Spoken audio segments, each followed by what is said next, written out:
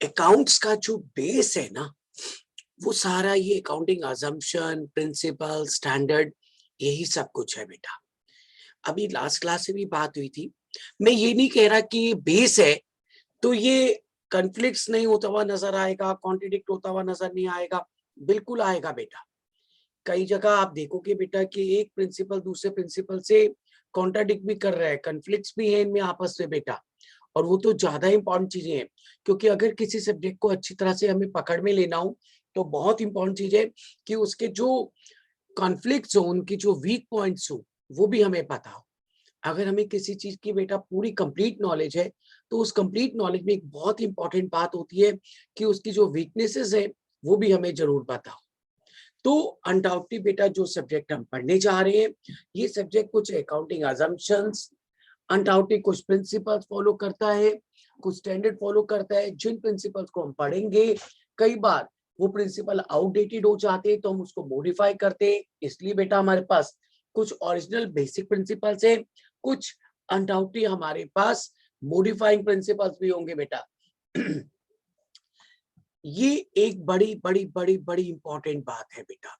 This is going to be very important. It should be clear to all of you कि हम जो subject पढ़ते हैं ना, वो सब्जेक्ट जिन कॉन्सेप्ट पे स्टैंड करता है, वो दे आर द पिलर्स, और वो बड़े स्ट्रांग होने चाहिए। तो हम लोगों को जिंदगी भर सारे अजम्पशन, सारे प्रिंसिपल्स, ये बहुत अच्छी तरह से क्लियर होने चाहिए। जैसे कि लास्ट टाइम भी क्लास से बात हो रही थी, बहुत से चैप्टर में हम वो अजम्पशंस और वो प्रिंसिपल्स इग्नोर कर देते हैं।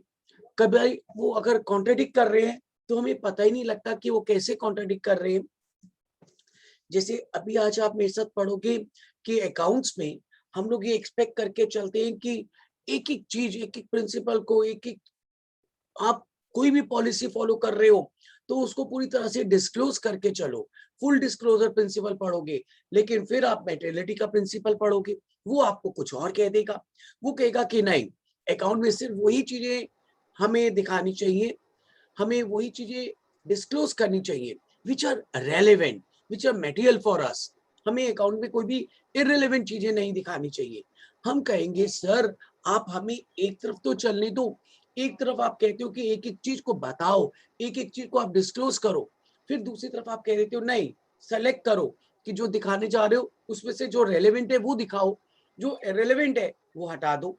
सर अगर हम लोग ऑब्जेक्टिविटी का प्रिंसिपल फॉलो करते हैं, अगर हम लोग ये मान के चलते हैं, मेटेरियलिटी का प्रिंसिपल फॉलो करके चलते हैं, तो उसके हिसाब से हर वो चीज जो रेलेवेंट हो सर वो दिखानी चाहिए, विच इज मटेरियल फॉर अस, और इरेलेवेंट चीजें नहीं दिखानी चाहिए। लेकिन सर फुल डिस्क्लोजर प्रिंसिपल तो कहता है कि नहीं नहीं नहीं, ऐसा कुछ नहीं होता, each and everything is relevant, each and everything is material for अस, और सब कुछ दिखाओ। सर हम क्या करें? फुल डिस्क्लोजर प्रिंसिपल फॉलो करते हैं तो मेटेरियलिटी का प्रिंसिपल नहीं फॉलो कर पाते, मेटेरियलिटी का प्रिंसिपल फॉलो करते हैं तो फुल डिस्क्लोजर प्रिंसिपल फॉलो नहीं कर पाते। सर हम किस तरफ चले? एक तरफ आपसे कहा जाएगा कि अकाउंट्स में किसी तरह के कोई सीक्रेट रिजर्व नहीं क्रिएट करने होते, जो भी इंफॉर्मेशन हो वो सबको पास ऑन हो, कन्वे हो, क्लियरली विजिबल हो चीजें, जो हमारे अकाउंट के यूजर है उनको एक एक चीज अच्छी तरह से पता लगे। और दूसरी तरफ हमें एक अकाउंट साइड में कहा क्लास में जाएगा ना फ्लैश ओपन क्या है, वो कि नाम आएगा अकाउंट आप कल प्रूडेंस ले के लेना, प्रिंसिपल पे चलता ठीक है। है। और हमें कहा जाएगा बेटा कि अगर अकाउंट प्रूडेंस के प्रिंसिपल पे चलता है तो अगर आपका फ्यूचर में कोई लॉस या कोई लायबिलिटी नजर आ रही है तो उसके लिए प्रोविजन क्रिएट कर लो। सर हम लोग क्या करें? अगर प्रोबेबल लॉसेस का प्रोविजन क्रिएट करते हैं तो बुक्स में कहीं ना कहीं सीक्रेट रिजर्व क्रिएट होते जा रहे हैं, और अगर सीक्रेट रिजर्व हटाने हैं, ये प्रोविजन हटाते हैं, तो अकाउंट का प्रूडेंस का प्रिंसिपल कॉन्ट्राडिक्ट करता है। तो मजा आता है पढ़ के बेटा, क्योंकि हमें जब एक एक प्रिंसिपल पता हो ना तो हम ये तक देख सकते हैं बेटा कि कैसे एक प्रिंसिपल कई बार किसी दूसरे प्रिंसिपल को कॉन्ट्राडिक्ट भी कर रहा है। लेकिन ये कॉन्ट्राडिक्ट, ये कॉन्फ्लिक्ट्स तभी मजेदार है ना बेटा, जब पहले आपको सारे प्रिंसिपल, सारी पॉलिसी, सब कुछ, सारी अजम्पशन, ये बहुत बहुत बहुत अच्छी तरह से आप सब लोगों को क्लियर हो। इसीलिए बेटा पहले हम लोगों से, सब स्टूडेंट से एक्सपेक्ट करके चलते हैं कि जितनी भी बेटा अकाउंटिंग अजम्पशंस है, जितने भी अकाउंटिंग प्रिंसिपल्स है, चाहे वो ओरिजिनल प्रिंसिपल है या मॉडिफाई प्रिंसिपल है, वो सब बेटा आप लोगों को बहुत बहुत बहुत अच्छी तरह से क्लियर होने चाहिए। So let's talk about that. अगर बच्चे मुझे कहते हैं ना सर हमारा अकाउंट्स वीक है, तो मैं कहता हूँ नहीं बेटा, सब्जेक्ट वीक नहीं होता, सब्जेक्ट के बेसिक वीक होते हैं। स्टूडेंट का मैथ्स वीक है तो अनडाउटली बेटा इसका मतलब उसकी मैथ्स की जो जितनी भी बेसिक्स है वो वीक है। प्रैक्टिकल पेपर तो वीक होते ही तभी है जब ऑनेस्टली बेटा उस पे, जैसे लास्ट टाइम मैं पोस्टिंग दिखा रहा था, अब बच्चे एक्सपेक्ट नहीं करते कि उनकी पोस्टिंग वीक है। अब इमेजिन करो ना, अगर हमारी accounting assumption, accounting principle weak है, हमें अकाउंटिंग स्टैंडर्ड्स की नॉलेज नहीं है, हमें अकाउंटिंग जर्नल एंट्रीज की नॉलेज नहीं है, हमें अकाउंटिंग की पोस्टिंग की बेटा नॉलेज नहीं है, तो बिलीव कर सकते हो कि सब कुछ तो अकाउंट्स का इन्हीं चीजों पे चलना है। तो जिन चीजों पे अकाउंट चल रहा है, हम आपको अजम्पशन पढ़ाने वाले, प्रिंसिपल पढ़ाने वाले, हम आप लोगों को मॉडिफाइंग प्रिंसिपल पढ़ाने वाले, स्टैंडर्ड्स पढ़ाने वाले, फिर हम आपको कहते हैं कि आपके classification of account, real person nominal account में क्लासिफाई करना आपका स्ट्रांग होना चाहिए, आपका जर्नल स्ट्रांग होना चाहिए। और अगर जर्नल और लेजर पोस्टिंग वीक है तो हम कहते हैं कि स्टूडेंट का अकाउंट तो कभी स्ट्रांग हो ही नहीं सकता, कभी भी नहीं, नेवर, कभी भी नहीं, कोई भी हेल्प नहीं कर सकता, और इन प्रोफेशनल कोर्सेज में तो बिल्कुल ही नहीं कर सकता। तो इसका मतलब अगर हमें अजम्पशन, प्रिंसिपल ये सब स्ट्रांग चाहिए, अगर हमें जर्नल अपना सारा स्ट्रांग चाहिए, तो अनडाउटली बेटा मैं एक बात, बड़ी सिंपल सी बात आप लोगों को बता दूं कि एक बड़ी इंपॉर्टेंट बात है, आप एक बार मेरे साथ सारी वर्किंग फॉलो करके देखो। एक बार आप मुझे प्रॉमिस करो कि सर हमें सारे अजम्पशन, सारे प्रिंसिपल, सारे standards, everything is clear, sir हमें अकाउंट्स का जर्नल आता है, हमें लेजर पोस्टिंग आती है, then I want to see, honestly then I want to see कि आगे जाके इवन प्रोफेशनल कोर्सेज सिर्फ क्वालिफाई करने तक नहीं, even in your practical exposure बेटा, जब आप क्वालिफाई कर जाओगे, अपने प्रैक्टिकल एक्सपोजर में आओगे बेटा, अपनी इस प्रैक्टिस में आओगे, आप अपनी प्रोफेशनल डिग्रीज को यूज करोगे, इवन उस वक्त भी आपको कोई प्रॉब्लम नहीं आ सकती। एक बड़ी इंपॉर्टेंट बात है बेटा। इसलिए एक काम करते हैं, जब हमें ये अपॉर्चुनिटी मिलती है कि हम इन सब चीजों को दोबारा से स्ट्रॉन्ग कर सकते हैं, तो क्यों ना इन सारी चीजों को मिलकर एक बार दोबारा से स्ट्रॉन्ग किया जाए। जैसे सबसे पहले मैं आपको 3-4 बेटा आपको पहले बेसिक, बिल्कुल बेसिक अकाउंटिंग असम्पशन बताने जा रहा हूँ, जिनके बेसिस पे बेटा अकाउंट चलता है। फिर हम जब AS1 रेफर करते हैं तो AS1 भी कुछ basic fundamental accounting assumption follow करने के लिए कहता है। वो लोग साफ साफ लिखा हुआ है कि there are certain basic fundamental accounting assumption. अगर अकाउंट स्ट्रॉन्ग करने हैं तो ये असम्पशन आपके टिप्स पे रहनी चाहिए। अब अगर मैं बात करूं कि बेसिक अकाउंटिंग असम्पशन में, हालांकि वो बहुत जर्नल है बेटा, आपने सुनी हुई है, like if we are talking about, first of all let's start with the basic accounting assumption, business entity assumption। बिल्कुल पहले बेसिक assumption से शुरू करते हैं। If I am talking about बेटा, बिल्कुल बिल्कुल बेसिक से शुरू करूं कि हमारी कौन कौन सी बेसिक अकाउंटिंग assumptions हैं। अकाउंट कुछ assumption फॉलो करता है। अकाउंट्स में, अकाउंट एक क्रिएटेड सब्जेक्ट है बेटा, हर वो चीज जो क्रिएट की जाती है उनमें कुछ assumptions होती हैं। हमने भी जब फाइनेंशियल अकाउंट को क्रिएट किया तो देयर आर सर्टेन बेसिक और we can say the fundamental accounting assumption, कुछ बिल्कुल बेसिक अकाउंटिंग assumption रखी। हमने ये मान के चला कि ये तो बेसिक है and we expect that it should be on your tip. अब अनडाउटली वो बेसिक अकाउंटिंग assumptions क्या हैं जिनके बेसिस पे हम लोग बेटा अकाउंट्स के लिए वर्किंग करके चलते हैं।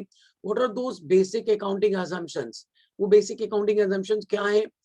तो सबसे पहले हम ये एक्सपेक्ट करके चलते हैं, क्योंकि हमें ड्यूअलिटी का प्रिंसिपल पढ़ाना है, आगे डबल एंट्री बुक सिस्टम पढ़ाना है, हमें ये पढ़ाना है कि business and the owner of the business, these are two different thing. क्योंकि हम बिजनेस के ऑनर की ट्रांजेक्शन जो उसने बिजनेस के साथ की है उसे भी बिजनेस पे रिकॉर्ड करना चाहते हैं। जस्ट बिकॉज ऑफ दैट हमने अपनी उस ड्यूअलिटी के प्रिंसिपल को स्ट्रॉन्ग करने के लिए सबसे पहले एक बेसिक अकाउंटिंग assumption रखी कि इसका मतलब business and the owner of the business, these are two different things.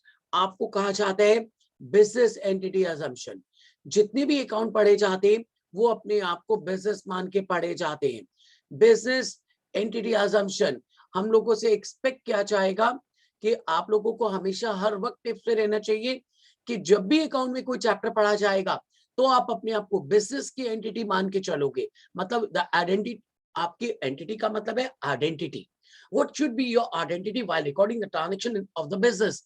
क्या आप अपने आप को ऑनर मान के चलोगे या बिजनेस मान के चलोगे? तो हमें कहा जाता है नहीं, बिजनेस एंटिटी assumption, जिसे हम अकाउंटिंग एंटिटी assumption भी कहते हैं, that says each and every transaction will be recorded in the books of account by assuming that you are the honor of the business. No, no, no, not at all. You are business. Business and the honor of the business. These are two different things. और हम लोग business के लिए accounting सिखाने जा रहे हैं. सबसे पहले बेसिक अकाउंटिंग असम्पशन कि हम बिजनेस की रिकॉर्डिंग करना सिखा रहे हैं. बिजनेस के फाइनेंशियल रिजल्ट आपको दिखाएंगे, बिजनेस की बैलेंस शीट बनाएंगे, बिजनेस की इनकम स्टेटमेंट बनाएंगे, बिजनेस का रिजल्ट आपको देने जा रहे हैं. हम किसी ऑनर का रिजल्ट नहीं आपको देने जा रहे, हम बिजनेस का रिजल्ट आपको देने जा रहे हैं. तो ये तभी पॉसिबल होगा जब आप अपने आप को बेटा बिजनेस का ऑनर मान के नहीं, बिजनेस मान के ट्रांजैक्शन रिकॉर्ड करोगे. So each and every transaction we record in the business by assuming that we are not the owner of the business, we are business. अगर मैं कहूं कि Ajay Verma classes is a sole proprietorship concern and Ajay Verma is the sole proprietor, owner of that business, तो जो भी books of account बनाए जाएंगे वो अपने आप को अजय वर्मा मान के नहीं. अजय वर्मा क्लासेस का अगर प्रॉफिट और लॉस चाहिए, हालांकि वो प्रॉफिट और लॉस अजय वर्मा का है, बट स्टिल आप जो प्रॉफिट और लॉस कैलकुलेट करोगे वो चाहे इनफेक्ट हम अजय वर्मा के लिए कैलकुलेट कर रहे हैं because he is the owner, he is the only person who is interested in that thing, but still हम लोग प्रॉफिट और लॉस बिजनेस का कैलकुलेट करेंगे एंड देन विल सी कि वो बिजनेस किसको बिलोंग करता है बेटा. But first of all each and every transaction, each and every accounting that will be done only for the business, वो बिजनेस के लिए की जाएगी. then we'll see अगर वो पार्टनरशिप फर्म है तो जो भी रिजल्ट निकला उसमें किस पार्टनर का कितना इंटरेस्ट है. अगर वो कंपनीज का केस है तो शेयरहोल्डर का कितना इंटरेस्ट है, प्रोप्राइटरशिप का केस है तो प्रोप्राइटर का कितना इंटरेस्ट है. But undoubtedly business and the owner of the business, these are two different things, and whatever the transaction will be recorded, that will be recorded by presuming that we are business, not the owner of the business. हम अपने आप को business मान के accounting record करते हैं, business का honour मान के रिकॉर्ड नहीं करते हैं. लेकिन अगर हमें ये अजम्पशन मालूम है तो मैं आपको दिखाऊंगा कि जब आप लोग ज्वाइंट वेंचर का चैप्टर कभी मेरे साथ पढ़ोगे तो ज्वाइंट वेंचर की चैप्टर में विल डिस्कस 3 डिफरेंट मेथड्स, जबकि 2 मेथड ऐसे होंगे जिसमें हम अपने आप को बिजनेस मान के नहीं, बिजनेस का ऑनर मान के अकाउंटिंग कर रहे होंगे.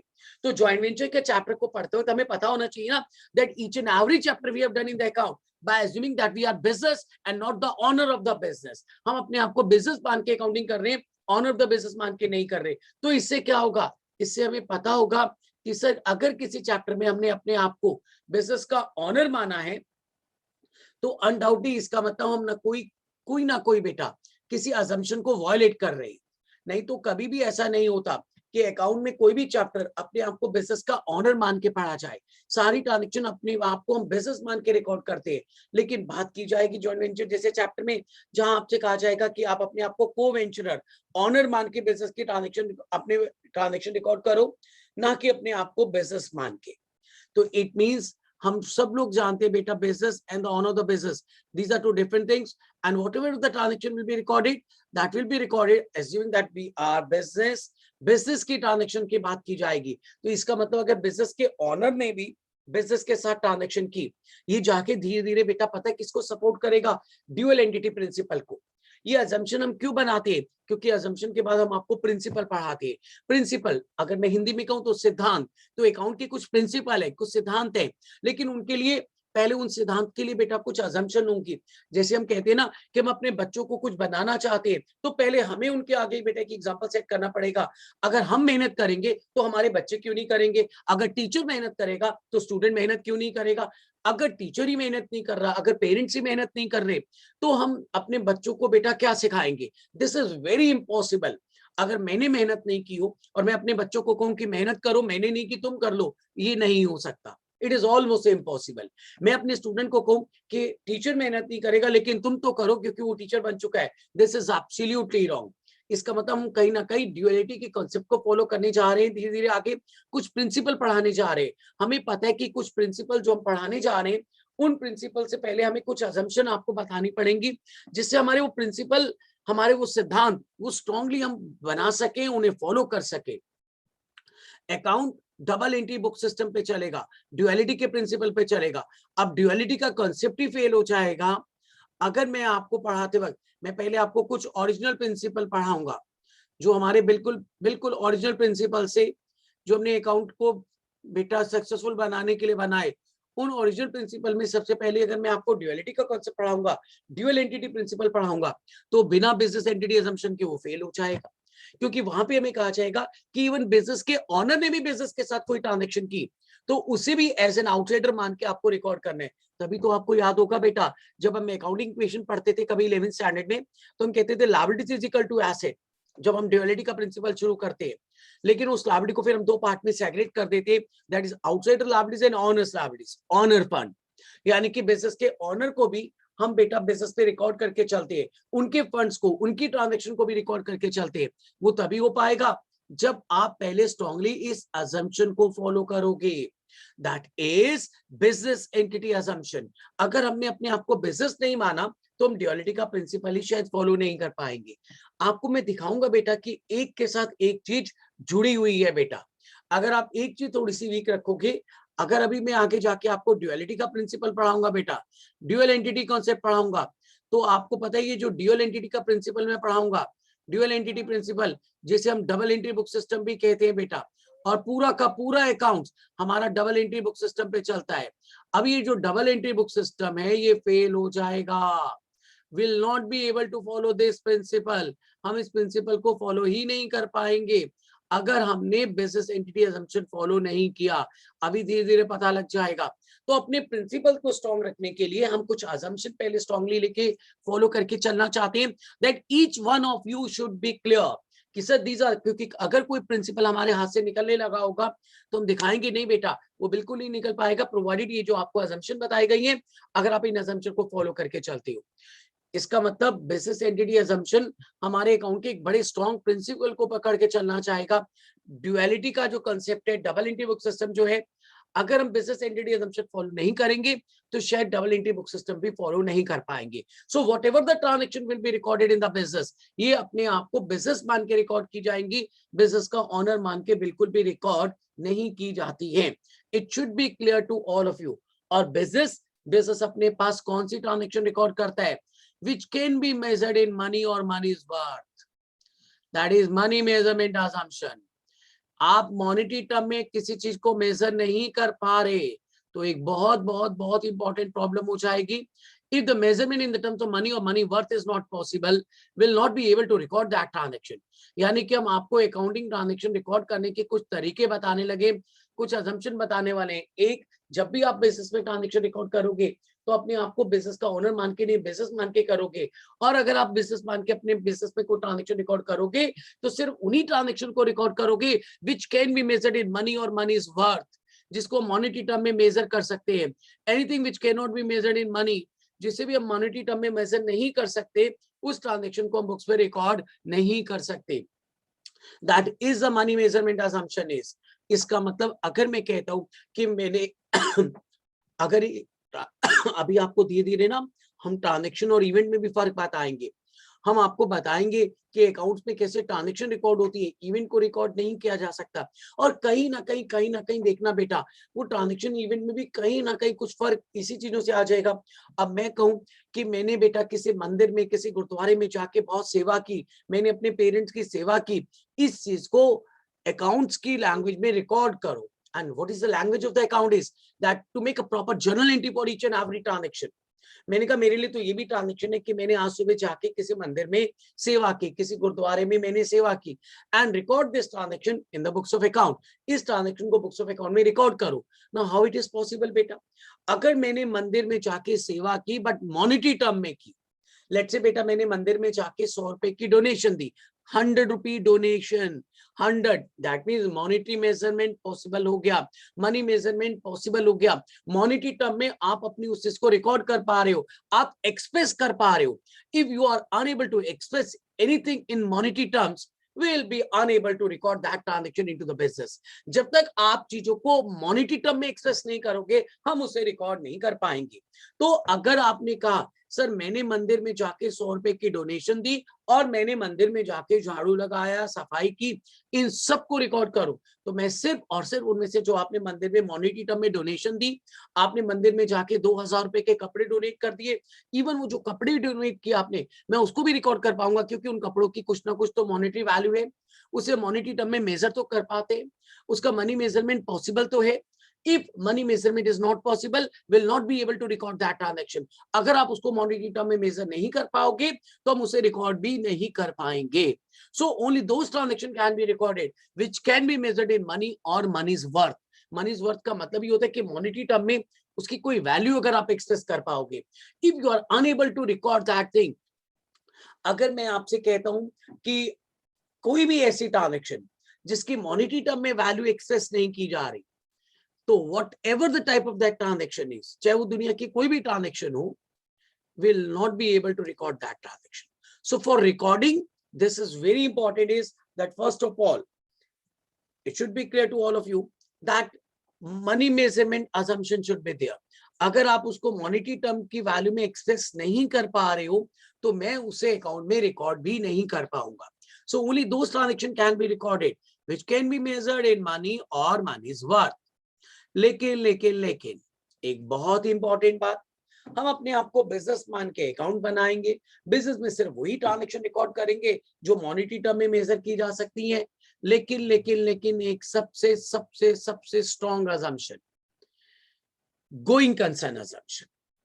बिजनेस के लिए गोइंग कंसर्न, क्योंकि जब आप अपने आप को बिजनेस मान के चल रहे हो तो बिजनेस के कुछ करेक्टर हैं. बिजनेस में सिर्फ वो transaction which can be measured in money or money's worth, they can be recorded.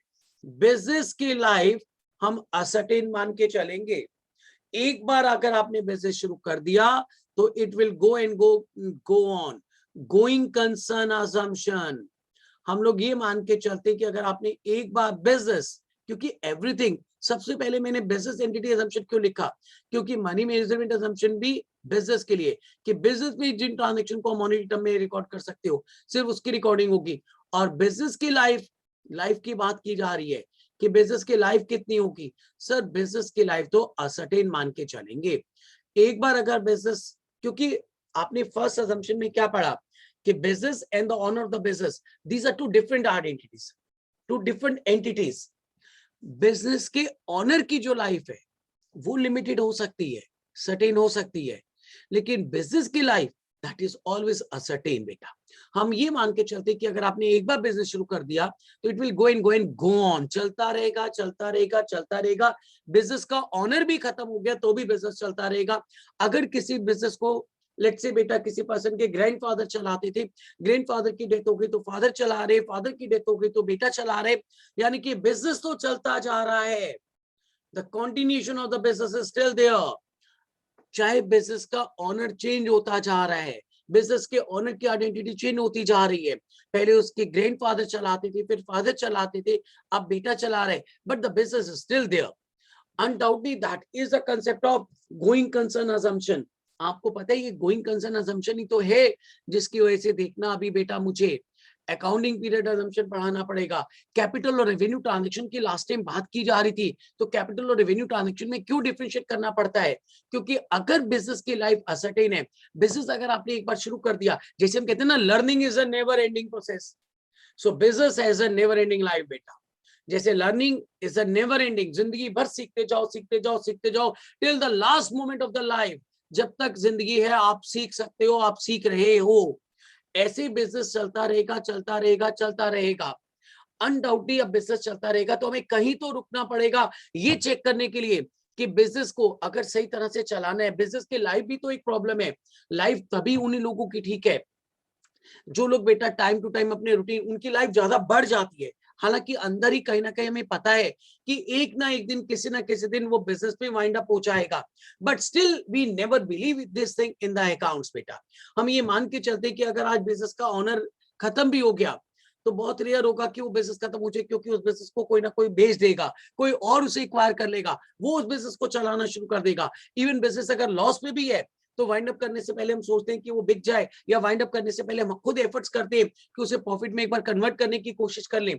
अब जैसे जैगुआर जो था बेटा इतने जबरदस्त लॉस में था तो वर्ल्ड में कोई भी कंपनी इसको टेक ओवर करने को तैयार नहीं थी, बट अनडाउटली बेटा टाटा ने उसे टेक ओवर किया. टाटा सेट कि मैं इसे टेक ओवर करके अपने आप प्रॉफिट में कन्वर्ट कर लूंगा, यानी कि एक से जाके जब लगा कि बिजनेस बंद हो जाएगा, बट किसी ने टेक ओवर कर लिया. तो हम ये मान के चलते हैं कि बिजनेस जो है वो एक बार अगर आपने स्टार्ट कर दिया तो वो चलता रहेगा, लेकिन चलती वही चीज है या उसकी लाइफ ज्यादा लंबी हो जाती है. हम अगर एक नेचुरल ह्यूमन बीइंग की बात करते हैं, तो नेचुरल ह्यूमन बीइंग की लाइफ कब अच्छी होगी? जब हम टाइम टू टाइम अपने टेस्ट करवाते रहे। अगर हम टेस्ट करवाते रहे, अगर हमें किसी तरह से अपनी बॉडी में कोई प्रॉब्लम नजर आती है, उसकी टाइम टू टाइम मेडिसिन लेते रहे, तो उसकी लाइफ बढ़ जाएगी।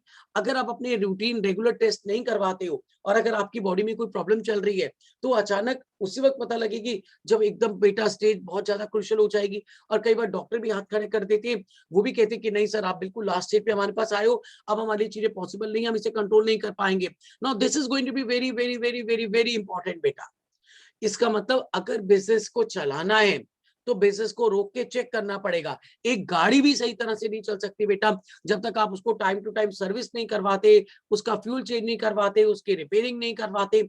अगर आप गाड़ी चलाते रहोगे चलाते रहोगे चलाते रहोगे, उसकी सर्विसिंग नहीं करवाओगे, उसकी नॉर्मल रिपेयर मेंटेनेंस नहीं करवाओगे, तो गाड़ी भी बेटा एक दिन अचानक सड़क पे बंद हो जाएगी, उसका सारा इंजन स्क्वीज हो जाएगा। लेकिन अगर वही उसी गाड़ी की आप टाइम टू टाइम सर्विस करवाते रहो, छोटी मोटी जो प्रॉब्लम हो साथ के साथ ठीक करवाते रहो, तो उसकी लाइफ बढ़ जाती है। तो इसका मतलब हमने बिजनेस की लाइफ तो बहुत ही बड़ी मान ली बेटा। असर्टेन एक बार बिजनेस शुरू कर दिया तो वो चलता रहेगा चलता रहेगा चलता रहेगा, वो कभी खत्म नहीं होगा। हालांकि कहीं ना कहीं वो खत्म होगा, but still we never believe like this कि वो कभी खत्म होगा। हम ये मान के चलते एक बार बिजनेस शुरू कर दिया तो it will have a certain life. लेकिन हम कहते हैं सर अगर इसको चलाना है तो फिर आपको एक काम करना पड़ेगा, आपको रुक के इसकी परफॉर्मेंस चेक करनी पड़ेगी। जैसे नेचुरल ह्यूमन बीइंग के बेटा टेस्ट करवाने पड़ेंगे, time to time regular test करवाएं, चेक करें कि एग्जैक्टली वेयर वी स्टैंड, तो there should not be any problem. Exactly the same is here बेटा। अगर आपको उसे चलाना है तो चलेगा तभी जब अनडाउटली बेटा उसको एक सर्टेन पीरियड के बाद आप रुक के चेक करोगे। इसी अजम्पशन से जुड़ी हुई, इसीलिए देखो एक और अजम्पशन बन गई, अकाउंटिंग पीरियड अजम्पशन, जिसने हमें ये कहा कि अकाउंट एक सर्टेन पीरियड के लिए बनाए जाते हैं। मजे की बात देखो, बिजनेस की लाइफ असर्टेन है, लेकिन उस बिजनेस के लिए, क्योंकि वो बिजनेस तो चलता रहेगा, लेकिन आपको रुकना पड़ेगा, आपको उसकी परफॉर्मेंस चेक करनी पड़ेगी, आपको उसकी ट्रांजेक्शन को रिकॉर्ड करना पड़ेगा एक पीरियड के लिए, to check whether this business has a potential to continue और नॉट बेटा। पता लगा वो बिजनेस लॉस में चल रहा है, आपने ध्यान ही नहीं दिया बेटा। जो बिजनेस लॉस पे चल रहा है, जो लोग ध्यान नहीं देते बेटा, वो धीरे धीरे बिजनेस डूब जाता है। अनडाउटली अगर आप लॉस वाले बिजनेस में से भी चीजें निकालते जाओगे निकालते जाओगे निकालते जाओगे, तो एक दिन आ जाएगा बिजनेस डूब जाएगा बेटा। अगर बिजनेस को चलाना है, पहली बात, सारी ट्रांजेक्शन अपने आप को बिजनेस मान के, बिजनेस का ओनर मान के रिकॉर्ड करोगे। सिर्फ वही ट्रांजेक्शन रिकॉर्ड करोगे जो मॉनेटरी टर्म में मेजर की जा सकती है। और बिजनेस की लाइफ असर्टेन है, इसलिए आपको रुक के चेक करना पड़ेगा एक पीरियड के बाद कि वेयर एग्जैक्टली यू स्टैंड। जैसे हम कहते हैं ना, एक बॉडी का बेटा टेस्ट करवाने पड़ते हैं, इंजन को बेटा चेक करवाना पड़ता है किसी मशीन के, किसी गाड़ी के, ऐसी बिजनेस को भी रुक के चेक करना पड़ता है कि बिजनेस कहाँ स्टैंड कर रहा है, हमारे बिजनेस की फाइनेंशियल पोजीशन अच्छी चल रही है, बुरी चल रही है।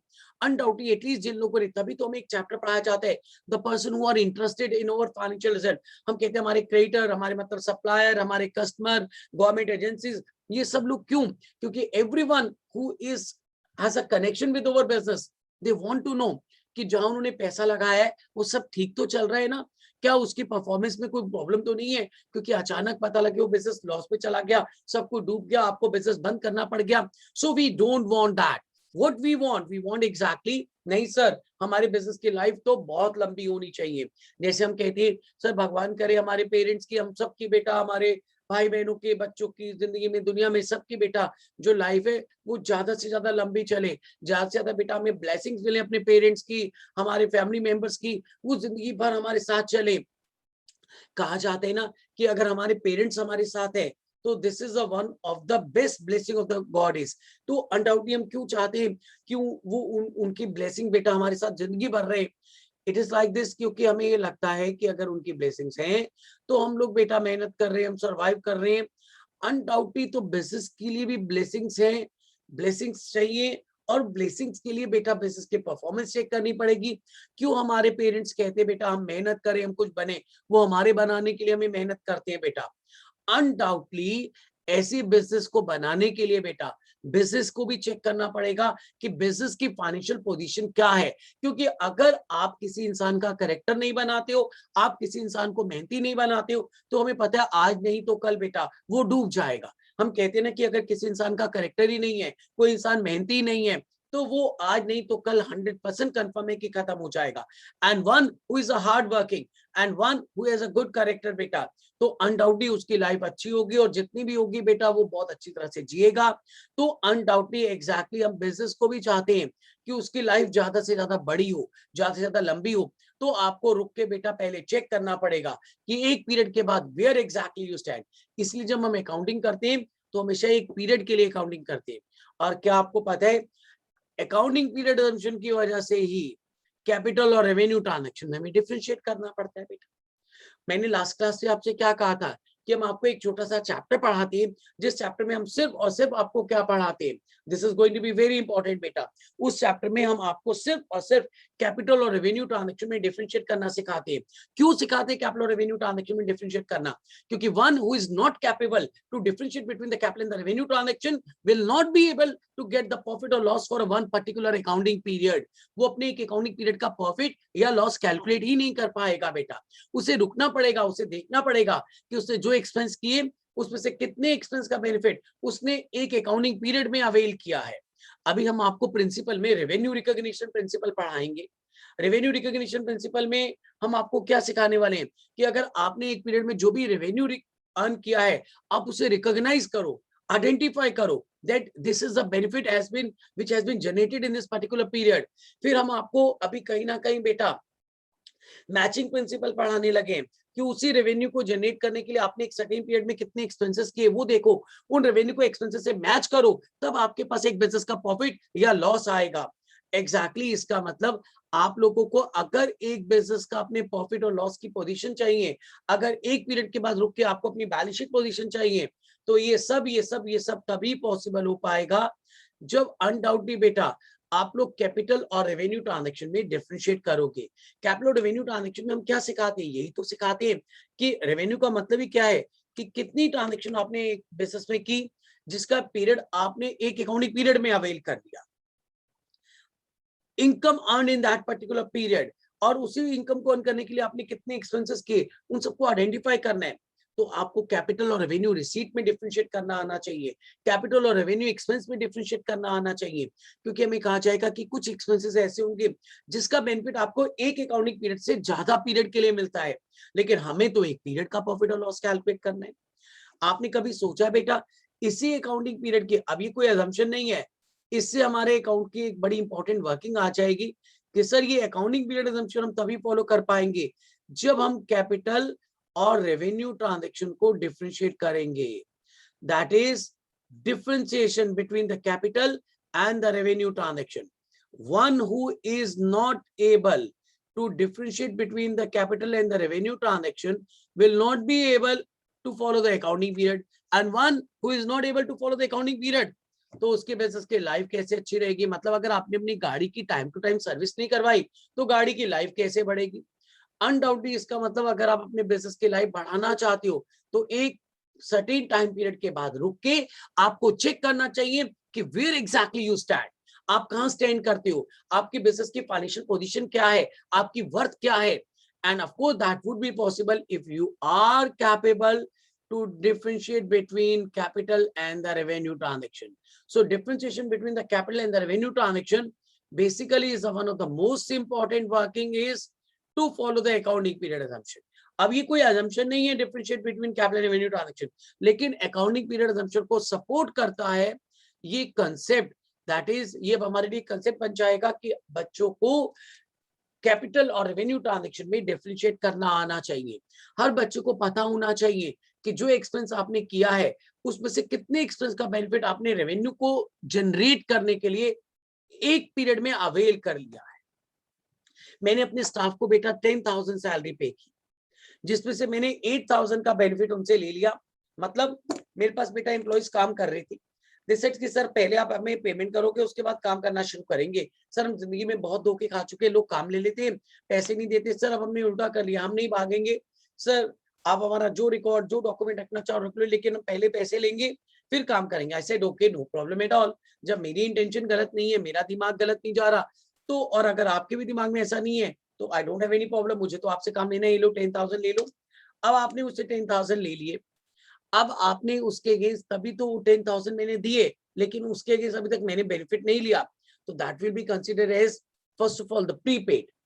लेकिन एक अकाउंटिंग पीरियड में मैंने 10,000 में से 8,000 का बेनिफिट आपसे अवेल कर लिया। So out of the amount of 10,000, if I have taken the benefit of 8,000 from you, तो that 8,000 becomes revenue transaction for me, क्योंकि उससे मैंने रेवेन्यू जनरेट कर लिया है, उसका बेनिफिट बेसिकली अवेल कर लिया है। I have earn the income with your services बेटा, मतलब उतना बेनिफिट मैंने अवेल कर लिया, तो वो 8,000 बेटा मेरे लिए इस पर्टिकुलर पीरियड का रेवेन्यू एक्सपेंस बन जाएगा। और वो जो 2,000 रुपए मेरे अभी भी आपके पास है, लेकिन जिसका बेनिफिट मैंने भी आपसे अवेल नहीं किया, वो ईयर एंड पे मेरे पास प्रीपेड पड़ा रहेगा। यानी कि हमें ट्रांजेक्शन को डिफरेंशिएट करना पड़ेगा। मैंने बिल्डिंग खरीदी 2 लाख रुपए की, तो वो अनडाउटली हमारे लिए कैपिटल एक्सपेंस क्यों होता है? क्योंकि we know that we can avail the benefit of 2 lakh in more than one accounting period. जिन एक्सपेंसेस का बेनिफिट बेटा आप एक अकाउंटिंग पीरियड से ज्यादा अकाउंटिंग पीरियड में ले सकते हो, हम उन्हीं एक्सपेंसेस को तो आगे जाके धीरे धीरे नाम दे देंगे capital expense. So what is mean by the term capital expense? All those expense which gives you the benefit for more than one accounting period. वो सारे एक्सपेंस जो आपको एक अकाउंटिंग पीरियड से ज्यादा का बेनिफिट दे देंगे, वो सारे के सारे एक्सपेंस आपके लिए कैपिटल एक्सपेंस बन जाएंगे। और जिन एक्सपेंसेस का बेनिफिट आपने एक सर्टेन अकाउंटिंग पीरियड में अवेल कर लिया, देखो पीरियड से ही तो डिसाइड होगा कि वो ट्रांजेक्शन कैपिटल है या रेवेन्यू है। तो यानी कि कितनी स्ट्रॉन्ग अजम्पशन हो गई है। अगर आपको यही नहीं पता होता कि हम अकाउंटिंग पीरियड अजम्पशन फॉलो कर रहे हैं, तो आप अनडाउटली, अब मान लो बेटा, कई बच्चे कहते हैं सर जिन खर्चों का बेनिफिट हमने एक अकाउंटिंग ईयर में ले लिया, मैं कहता हूं नहीं बेटा, एक अकाउंटिंग ईयर में नहीं, उस अकाउंटिंग पीरियड में ले लिया जिस पीरियड के लिए बेटा आप ट्रांजेक्शन करने चाह रहे हो। अगर मान लो मैं एक वीक के लिए बेटा बुक्स ऑफ अकाउंट बनाने चाह रहा हूं, तो जिन एक्सपेंस का बेनिफिट मैंने उस वीक में ले लिया, अगर मैं लेट्स से एक महीने के लिए अकाउंट बनाने जा रहा हूं, तो जिन एक्सपेंस का बेनिफिट मैंने उस एक महीने में ले लिया, अगर मैंने बुक्स ऑफ अकाउंट 6 मंथ्स के लिए बनाए, तो जिन एक्सपेंस का बेनिफिट मैंने 6 मंथ में अवेल कर लिया, एंड सिमिलरली अगर मैं बुक्स ऑफ अकाउंट 1 साल के लिए बनाने जा रहा हूं, तो जिन एक्सपेंस का बेनिफिट मैंने एक अकाउंटिंग ईयर में ले लिया, यानी कि जिस पीरियड का आप बेटा फाइनेंशियल स्टेटस देखना चाहते हो, उस पीरियड में आप लोगों ने जो बेनिफिट अवेल किया, वो बन जाएगा रेवेन्यू एक्सपेंस। और एक्सपेंस खर्च करने के बाद भी अगर बेनिफिट अनअवेल्ड रह गया, तो अनडाउटली बेटा वो हमारे लिए प्रीपेड बन जाएगा। और कुछ खर्चों का हमें खर्च करते ही पता होता है स्टार्टिंग में कि इनका बेनिफिट हमें एक अकाउंटिंग पीरियड से ज्यादा पीरियड के लिए मिलेगा, तो उन एक्सपेंस को हम स्टार्टिंग में ही नाम दे देते हैं कैपिटल एक्सपेंस। Capital expense. और कुछ एक्सपेंस का हमें पता होता है बेटा कि बेनिफिट शॉर्ट टर्म पीरियड के लिए ही है, इसलिए हम खर्च करते हैं। आप क्यों बेटा रेंट को, स्टाफ सैलरी जो पे करते हो, इलेक्ट्रिसिटी बिल पे करते हो, इन्हें रेवेन्यू एक्सपेंस मानते हो बेटा। एक बड़ी इंपॉर्टेंट बात है बेटा, कई बार हम बिल्डिंग खरीदते हैं, उसे खरीदते ही कैपिटल एक्सपेंस कहते हैं, लेकिन उसका बेनिफिट हम एक अकाउंटिंग पीरियड में अवेल कर लेते हैं। जब कभी आप आगे जाके मेरे साथ इनकम टैक्स पढ़ोगे, तो you will see very important things बेटा। हम आपको टेम्परेरी बिल्डिंग पढ़ाएंगे, अभी 2 साल पहले से इनकम टैक्स का प्रोविजन चेंज हुआ है, नहीं तो अदरवाइज टेम्परेरी बिल्डिंग पे आज से 2 साल पहले हम इनकम टैक्स में 100% बेटा डेप्रिसिएशन की रिडक्शन अंडर सेक्शन 32 में दे देते थे। अब मैक्सिमम जो हमें डेप्रिसिएशन का बेनिफिट मिलता है, इट इज 40%, लेकिन 2 साल पहले तक भी हमारे पास 100% डेप्रिसिएबल वाले भी एसेट थे। यानी कि हम मान के चलते कि जो टेम्परेरी बिल्डिंग है, इनका बेनिफिट एक ही अकाउंटिंग पीरियड में अवेल कर लिया जाता है। मजे की बात देखो बेटा, यानी कि बिल्डिंग भी एक अकाउंटिंग पीरियड के अंदर बेटा उसका बेनिफिट अवेल हो सकता है। अगर वो टेम्परेरी बिल्डिंग है, टेम्परेरी शेड है, लेकिन फिर भी आप बिल्डिंग को कैपिटल एक्सपेंस कहते हो। और सैलरी पे करने के बाद आप कुछ सैलरी एडवांस में पे कर देते हो, लेकिन फिर भी सैलरी को आप रेवेन्यू एक्सपेंस मानते हो। Why it is so? क्योंकि कुछ एक्सपेंसेस ऐसे हैं जिसके लिए जनरली हम ये मान के चलते हैं, जनरली, क्योंकि ये भी एक अजम्पशन है कि अब आप बिल्डिंग खरीदते हो, मशीन खरीदते हो, फर्नीचर खरीदते हो, तो we generally presume that it has a benefit, it will give you a benefit for more than one accounting period. So खर्च करते हैं हमें पता है स्टार्टिंग में that this will give you the benefit for more than one accounting period, तो बस हम उसे स्टार्टिंग में क्या कह देते हैं कि सर ये हमारा कैपिटल एक्सपेंस है। और कुछ एक्सपेंसेस के लिए मेंटली प्रिपेयर्ड होते हैं, सर इनका बेनिफिट ना जनरली शॉर्ट टर्म होता है, एक अकाउंटिंग पीरियड में अवेल कर लिया जाता है, तो स्टार्टिंग में बेटा आप प्रिज्यूम कर लेते हो, स्टार्टिंग में एज्यूम अपने दिमाग में एक इमेज बिठा लेते हो, सर इनका बेनिफिट एक शॉर्ट टर्म पीरियड के लिए, तो आप उसे रेवेन्यू एक्सपेंस का नाम दे देते हो। We call it as a revenue expense. Now this is going to be very important, and then later on we realize is कि सर बिल्डिंग को हमने कैपिटल एक्सपेंस का कह दिया, लेकिन सर उसका बेनिफिट तो हमने एक ही अकाउंटिंग पीरियड में सारा अवेल कर लिया। अब छोटे मोटे जो लूज टूल्स होंगे अगर वो 100% डेप्रिशिएबल आइटम है तो आप खरीदते हो तो उन्हें कह देते हो कि कैपिटल एक्सपेंस है, लेकिन ईयर एंड पे कहते हो कि 100% डेप्रिसिएशन चार्ज कर लो, तो उसे आप फिर एक ही अकाउंटिंग पीरियड में चार्ज कर लेते हो, तो रेवेन्यू। बल्कि इनकम टैक्स में क्या हुआ बेटा, 2 साल पहले उन्होंने कहा इनकम टैक्स कौन बनाते हैं बेटा, फाइनेंस के लोग, फाइनेंस एक्ट है। तभी तो मैं कहता हूँ अकाउंट क्यों स्ट्रांग रखो, हर वो बच्चा जिसका अकाउंट स्ट्रांग है उसका इनकम टैक्स का एक एक प्रोविजन का मतलब पता है। अब आप बच्चों से पूछ के देख लो कि कितने लोगों को ये मालूम है कि इनकम टैक्स ने बेटा 100% की जगह अपना डेप्रिसिएशन का बेनिफिट मैक्सिमम 40% कर दिया। आज से जब से बेटा 30 साल से ऊपर मुझे हो गए पढ़ाते हुए बेटा, हम कहते हैं कि इनकम टैक्स से कुछ चीजों पे 100% भी डेप्रिसिएशन चार्ज करते हैं। अभी 2 साल पहले बेटा चेंज हो गया और हमने कहा नहीं, 40% से ज्यादा हम बेनिफिट नहीं देंगे। क्यों कहा, क्योंकि इनकम टैक्स फाइनेंस के लोग पढ़ाते हैं। फाइनेंस के लोगों को एक बात स्ट्राइक की कि हम क्या कर रहे हैं, बच्चों को क्या सिखा रहे हैं। हम बच्चों को कह रहे हैं कैपिटल एक्सपेंस है, लेकिन उसकी जो लाइफ है वो तो 1 साल की है या उससे भी कम है, और कह रहे हो आप कैपिटल एक्सपेंस है। तो इधर don't call it as a capital expense, और if you call it a capital expense तो take your decision in a strong way. Capital है तो है, नहीं है तो नहीं, और अगर है तो वो इसीलिए क्योंकि उसका बेनिफिट आपको एक अकाउंटिंग पीरियड से ज्यादा मिल सकता है। और अगर एक अकाउंटिंग पीरियड से ज्यादा पीरियड तक बेनिफिट मिल सकता है तो how the depreciation could be 100% for that. 100% का तो मतलब हो गया फर्स्ट ईयर ही बेटा आपने 100% डेप्रिसिएशन चार्ज कर लिया। याद करोगे ये सारी मेरी बातें जिस दिन इनकम टैक्स पढ़ोगे। इनकम टैक्स की क्लास में मैं बच्चों से ना बहुत ज्यादा कई बार डिस्कस ही नहीं कर पाता प्रोविजन की रीजनिंग, क्योंकि क्लास में कुछ ऐसे बच्चे बैठे होते हैं जिनका अकाउंट का बेस वीक होता है। मुझे लगता है अगर मैंने टच किया तो इन बच्चों को ऐसा लगना शुरू हो जाएगा, फील होना शुरू हो जाएगा शायद सर हमारा इनकम टैक्स का सब्जेक्ट भी वीक रह जाएगा, सर अकाउंट तो वीक है ही है, सर इनकम टैक्स भी वीक रह जाएगा। पर ये सच है, ये मानना पड़ेगा, मैं उस चीज को झुठला नहीं सकता हूं। क्योंकि जब उस बच्चे को हम इनकम टैक्स शुरू करते हैं तो हम कहते हैं बेटा फाइनेंस के लोग इनकम टैक्स के प्रोविजन बनाते हैं। फाइनेंस एक्ट है जो हम बच्चों को कहते हैं बेटा लोकसभा राज्यसभा में पास हो जाएगा, after getting the permission assent of the president of India it become the income tax act. वही finance act income tax act बन जाता है। फाइनेंस मिनिस्ट्री है, फाइनेंस के लोग ये बना रहे हैं, मतलब अजीब सी बात है। फर्स्ट क्लास में हम उस बच्चे को कह रहे हैं कि फाइनेंस के लोग बेटा इनकम टैक्स के प्रोविजन क्रिएट कर रहे हैं, तो फाइनेंस ही बेस है बेटा इनकम टैक्स का। टर्म ही इनकम, इनकम पे टैक्स, इनकम टर्म ही बेटा फाइनेंस की है। So try to understand. इसका मतलब अकाउंट के बेसिक स्ट्रांग हो, अकाउंट की हर चीज की रीजनिंग क्लियर हो, तो ऑटोमेटिकली बेटा इनकम टैक्स में हमने 100% से घटा के मैक्सिमम रेट ऑफ डेप्रिसिएशन 40% कर दिया है। क्यों कर दिया है, हम कहते हैं कि सर आप एक तरफ तो कह रहे हो ये फिक्स एसेट है, बिल्डिंग हमारा फिक्स एसेट है, मशीनरी हमारा फिक्स एसेट है, फर्नीचर हमारा फिक्स एसेट है, और आप डेप्रिसिएशन कह रहे हो 100% भी ले लो। 100% तो जो चीज होती है वो तो 100% डेप्रिशिएबल हो गई, यानी कि वो तो रेवेन्यू ट्रांजेक्शन हो गई, तो फिर आप उसे 100% क्यों कह रहे हो। then it strikes no, so sorry ये तो गलत हो गया। if it is a fixed asset तो it should have a life of more than 1 year। तो पहली बार इनकम टैक्स के लोगों ने यानी कि फाइनेंस के लोगों ने उन्होंने कहा कि अगर आपको सही तरीके से लोगों की इनकम पे टैक्स चार्ज करना है तो उनकी इनकम सही निकालो। इनकम सब सही निकलेगी तभी जब कैपिटल और रेवेन्यू एक्सपेंस में सही तरह से डिफरेंशिएट करोगे। आप किसी चीज को कैपिटल एक्सपेंस भी कह रहे हो और बाद में उसे कह देते हो कि वो 100% डेप्रिशिएबल है, 1 साल में उसका बेनिफिट अवेल कर लिया जाता है, तो आप बच्चों को खुद ही तो मिसगाइड कर रहे हो। आप उस बच्चे को बेचारे को जब अकाउंट के बेसिक शुरू करवाते हो तो आप उसे कह देते हो बेटा जिन एक्सपेंस का बेनिफिट एक अकाउंटिंग पीरियड से ज्यादा पीरियड तक के लिए मिलेगा वो कैपिटल एक्सपेंस हो गया, और जिन एक्सपेंस का बेनिफिट जनरली जिस अकाउंटिंग पीरियड के लिए आप बेटा अकाउंटिंग करने जा रहे हो उसी अकाउंटिंग पीरियड में अगर आप उसका बेनिफिट अवेल कर लोगे तो वो रेवेन्यू एक्सपेंस बन गया। एक तरफ आपने उस बच्चे को कैपिटल और रेवेन्यू का डिफरेंशिएशन अकाउंट की क्लास में सिखाया, और इनकम टैक्स की क्लास में जाके बेटा उसी बच्चे की धज्जियां भी उड़ाती बेटा कंसेप्ट की। उसे आगे जाके कह दिया कि बेटा बिल्डिंग हमारे लिए फिक्स एसेट है, उसकी लाइफ 1 साल से ज्यादा है, लेकिन डेप्रिसिएशन उस पर 100% चार्ज कर लो।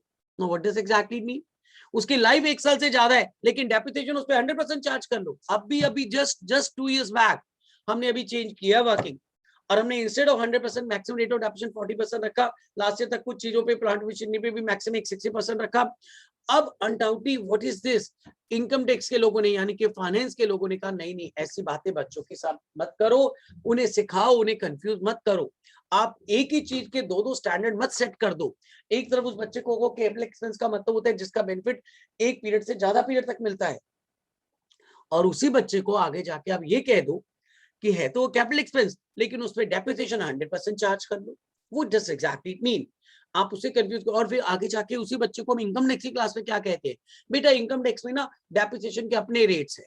डेप्रिसिएशन के अपने रेट्स उन्होंने क्यों निकाले, क्योंकि इनकम टैक्स में हर साल हमारे पास अपॉर्चुनिटी है कि हम चीजों को चेंज कर सकते हैं, रिवाइज कर सकते हैं। हर साल नया बजट आता है, हर साल नए फाइनेंस एक्ट के प्रोविजंस आते हैं।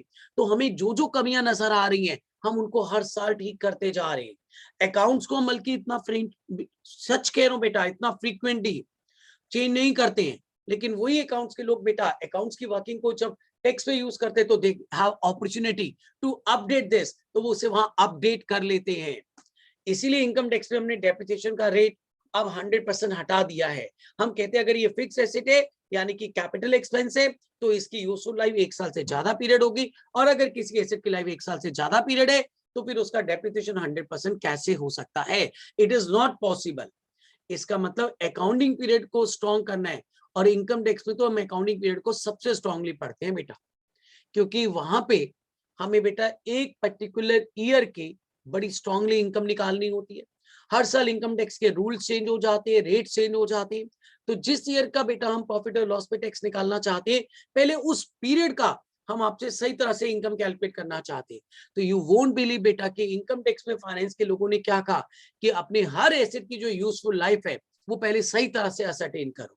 वो कह रहे कि आपने अकाउंट में बच्चों को ये तो सिखा दिया कि अगर एक्सपेंस इनकर करने के बाद उसका बेनिफिट एक अकाउंटिंग पीरियड से ज्यादा पीरियड तक मिल सकता है, तो वो कैपिटल एक्सपेंस हो गया। उन्हीं कैपिटल एक्सपेंस को आप फिक्स एसेट कह देते हो, तो उस बच्चे को उस एसेट की सही तरह से यूजफुल लाइफ एस्टिमेट करना सिखाओ।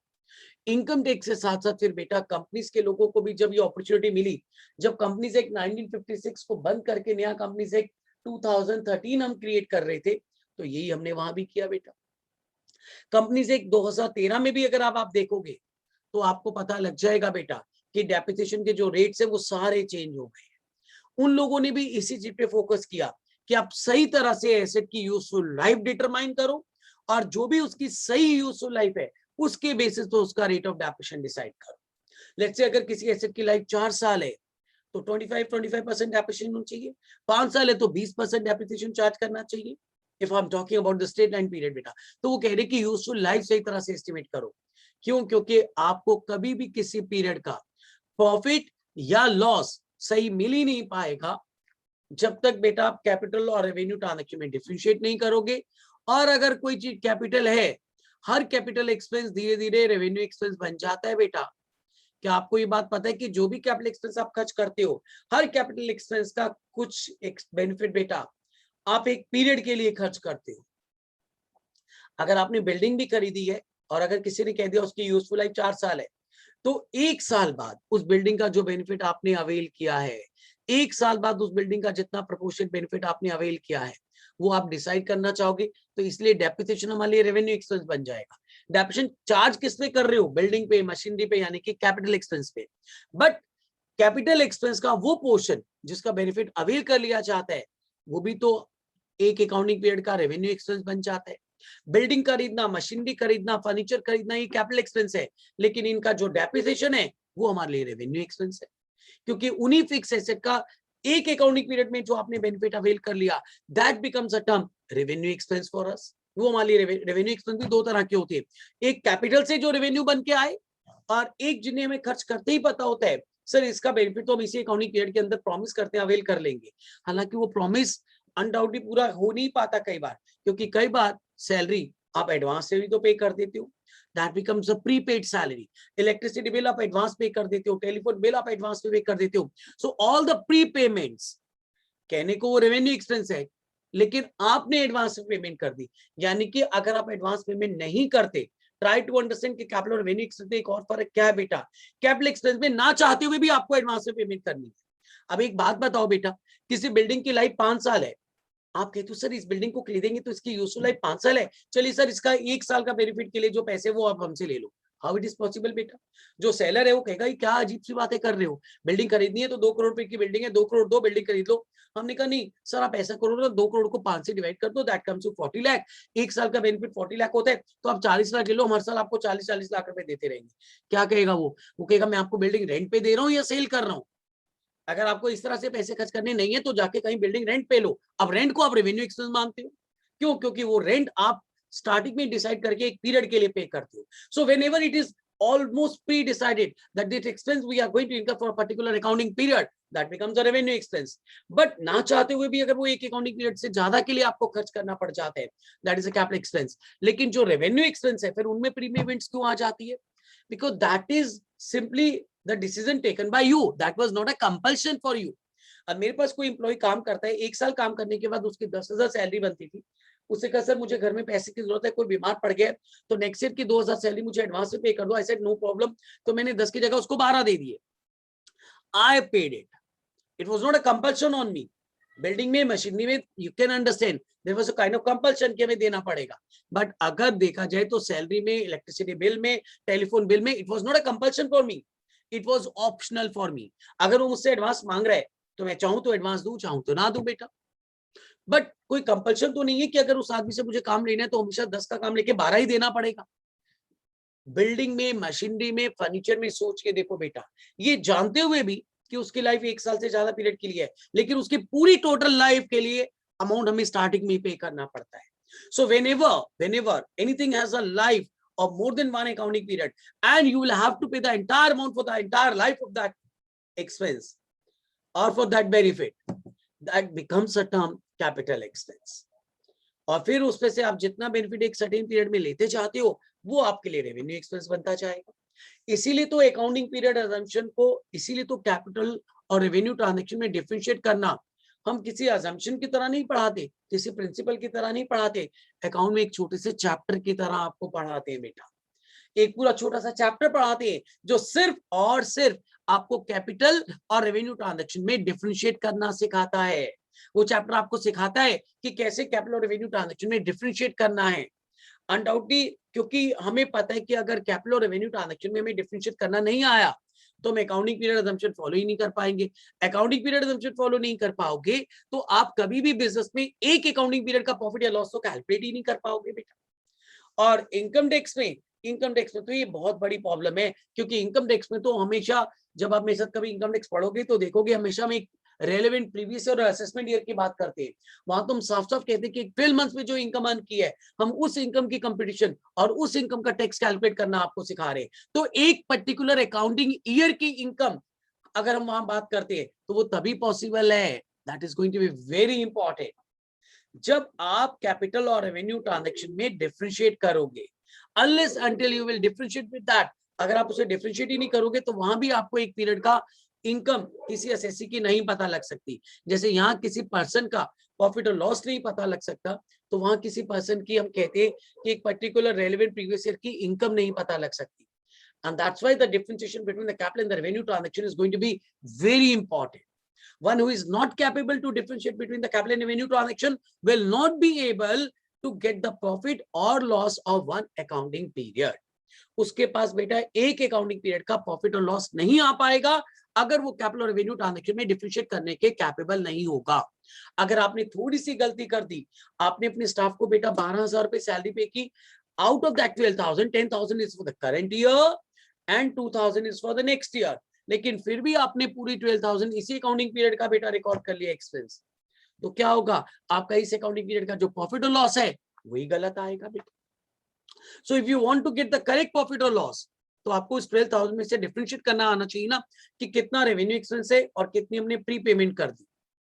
वो डिफरेंशिएट करोगे तभी तो फिर जो बेनिफिट अनअवेल्ड रह जाएगा हम उसे आगे जाके एसेट का नाम दे देंगे, उसे बैलेंस शीट में रिकॉर्ड करेंगे। बैलेंस शीट किस लिए बनती है? उन्हीं बैलेंसेस को शो करने के लिए जिन जिन के बेनिफिट आप अवेल नहीं कर पाए, या उल्टा कह लो बेनिफिट अवेल कर लिया लेकिन पेमेंट नहीं कर पाए। आप जानते हो ना बैलेंस शीट में एसेट और लायबिलिटीज को रिकॉर्ड करते हो। What is mean by the liability? Benefit availed, payment not made. And what is mean by asset? That is payment made but the benefit is to be availed. यानी कि अगर आपने benefit ले लिया, payment नहीं की, तो लायबिलिटी बन गई, और पेमेंट कर दी और बेनिफिट नहीं लिया तो एसेट बन गया। तो इसका मतलब जो एक्सपेंसेस आपने खर्च किए हैं, उन एक्सपेंस में से जिन एक्सपेंस का बेनिफिट आपने अवेल नहीं किया वो हम पीएनएल में रिकॉर्ड नहीं करते, उसका वो जो बैलेंस बच जाता है उसको हम बैलेंस शीट में एज एन एसेट रिकॉर्ड करते हैं। And similarly if you have availed the benefit but the payment has not been made, तो दैट बिकम्स अ लायबिलिटी। तो हमें उसे भी याद रखना पड़ता है, हम उसे बैलेंस शीट में लायबिलिटी साइड पे रिकॉर्ड करते हैं। इसका मतलब अगर आप कैपिटल और रेवेन्यू ट्रांजैक्शन में डिफरेंशिएट करना नहीं सीखोगे सो कैन यू अंडरस्टैंड बेटा, आप एसेट और लायबिलिटीज को भी बाइफरकेट करना नहीं सीखोगे. One who is not capable to differentiate between the capital and revenue transaction will not be able to get the profit or loss of a period, will not be able to get the proper balance sheet of a particular accounting period at the end of, in fact, one accounting period. एक accounting period के and में जाके अगर आपको balance sheet बनानी है तो वो बैलेंस शीट भी तभी बन पाएगी जब सही तरह से आप एसेट और लायबिलिटीज निकाल पाओगे. एसेट और लायबिलिटीज तभी तो निकाल पाओगे जब आप कैपिटल और रेवेन्यू ट्रांजैक्शन में डिफरेंशिएट कर पाओगे. If you are not able to differentiate between the capital and revenue transaction, you will not be able to get the asset and the liability. If you are not able to differentiate between the capital and revenue transaction, you will not be able to get the profit or loss of one particular accounting period. That is the problem is, and that's why we have to differentiate between each and every capital and revenue receipt, each and every capital and revenue expense. हमें सारी receipt में, सारे profits में, आपको पता है बेटा income दो तरह की नहीं होंगी, मैं ये प्रूव करके दिखाऊंगा. एक्सपेंस दो तरह के होते हैं, that's absolutely true, that is capital expense and the revenue expense. Receipt दो तरह की होंगी, capital receipt and revenue receipt, या सीधा उसके बाद प्रॉफिट दो तरह के होंगे, capital profit and the revenue profit. Income दो तरह की नहीं होती बेटा, प्रॉफिट दो तरह के होंगे, एक्सपेंस दो तरह के होंगे, बट रिसीट एक ही होती है, that is the revenue receipt, that is the income. हाँ, अनडाउटली बेटा रिसीट की बात जरूर करेंगे, प्रॉफिट्स की बात जरूर करेंगे, क्योंकि ये सब चीजें अगर हमें डिफरेंशिएट नहीं करनी आती होगी तो हम जो वो एक अकाउंटिंग पीरियड के बाद रुक के आपकी बैलेंस शीट पोजीशन देखना चाहते हैं, एक अकाउंटिंग पीरियड के बाद रुक के हम आपका प्रॉफिट और लॉस जो देखना चाहते हैं, will not be able to find out that. हम उन चीजों को कैलकुलेट करने के कैपेबल हो ही नहीं पाएंगे. This is my promises. इसीलिए whenever we start with the accounts, हमें कहा जाता है कि आप लोगों को अपनी कुछ अकाउंटिंग असम्पशन स्ट्रॉन्ग रखनी है. आपको पता होना चाहिए कि बिजनेस के लिए अकाउंटिंग की जाएगी, बिजनेस के ऑनर के लिए नहीं की जाएगी. आपको पता होना चाहिए कि अगर बिजनेस में किसी ट्रांजैक्शन के लिए, अब अनडाउटली वैसे देखा जाए तो एक बड़ा मजेदार कॉन्सेप्ट है. हम कहते हैं सर जो ह्यूमैनिटी, आप अगर एक अच्छे ह्यूमन बीइंग नहीं हो बेटा तो हम कहते हैं बाकी सब कुछ बेकार हो जाता है. तो कई लोग तो ये कहते हैं कि ह्यूमैनिटी से अच्छी कोई चीज ही नहीं है बेटा. तो be a good person first of all, be a good human being first of all. तो इसका मतलब हम कहते हैं कि आप किस्मत वर्ड यूज करते हो ना बेटा, आप कहते हो ना कि सर इस इंसान की किस्मत बहुत अच्छी है, सर ये जितनी मेहनत नहीं करता उससे ज्यादा कमाता है, हम उससे ज्यादा मेहनत करते कम कमाते. What is mean by that बेटा? तो कहीं ना कहीं उसके बेटा हम कहते हैं ना कि उसके अच्छे कर्म है. क्या उन कर्मों को बेटा आप आइडेंटिफाई कर पाते हो? आप बिजनेस में जो प्रॉफिट और लॉस कैलकुलेट करते हो, कई लोगों का पता है क्या मानना है बेटा कि जो प्रॉफिट और लॉस कैलकुलेट कर पाते हैं सिर्फ वो प्रॉफिट और लॉस है जो नजर आ रहे हैं बेटा उसके कर्म, जो उसने अच्छे कर्म किए नजर नहीं आ रहे, जिसे आप किस्मत का नाम दे देते हो. यानी कि अगर हम कहते हैं, अभी हम आगे जाके आपको मैचिंग प्रिंसिपल पढ़ाएंगे, हम कहेंगे आपने 10 रुपए खर्च किए एक पीरियड में और उस 10 रुपए को खर्च करके आपने कितना रेवेन्यू जनरेट किया. आपने कहा 10 रुपए खर्च करके हमने 15 रुपए रेवेन्यू जनरेट किया, हम कहते हैं 5 रुपए प्रॉफिट आ गया. जबकि हम रियलिटी में कहते हैं कि बाकी लोग तो 10 रुपए खर्च करके 12 रुपए का रेवेन्यू जनरेट करते हैं. सर इसे 10 रुपए खर्च करके 15 रुपए का रेवेन्यू मिल जाता है, सर इसकी तो किस्मत ही बहुत अच्छी है. सर कोई दूसरा 10 रुपए की चीज खरीदता है वही प्रोडक्ट तो 12 से ऊपर नहीं बेच पाता, सर ये 10 की चीज खरीदता है इसकी 15 में बिक जाती है.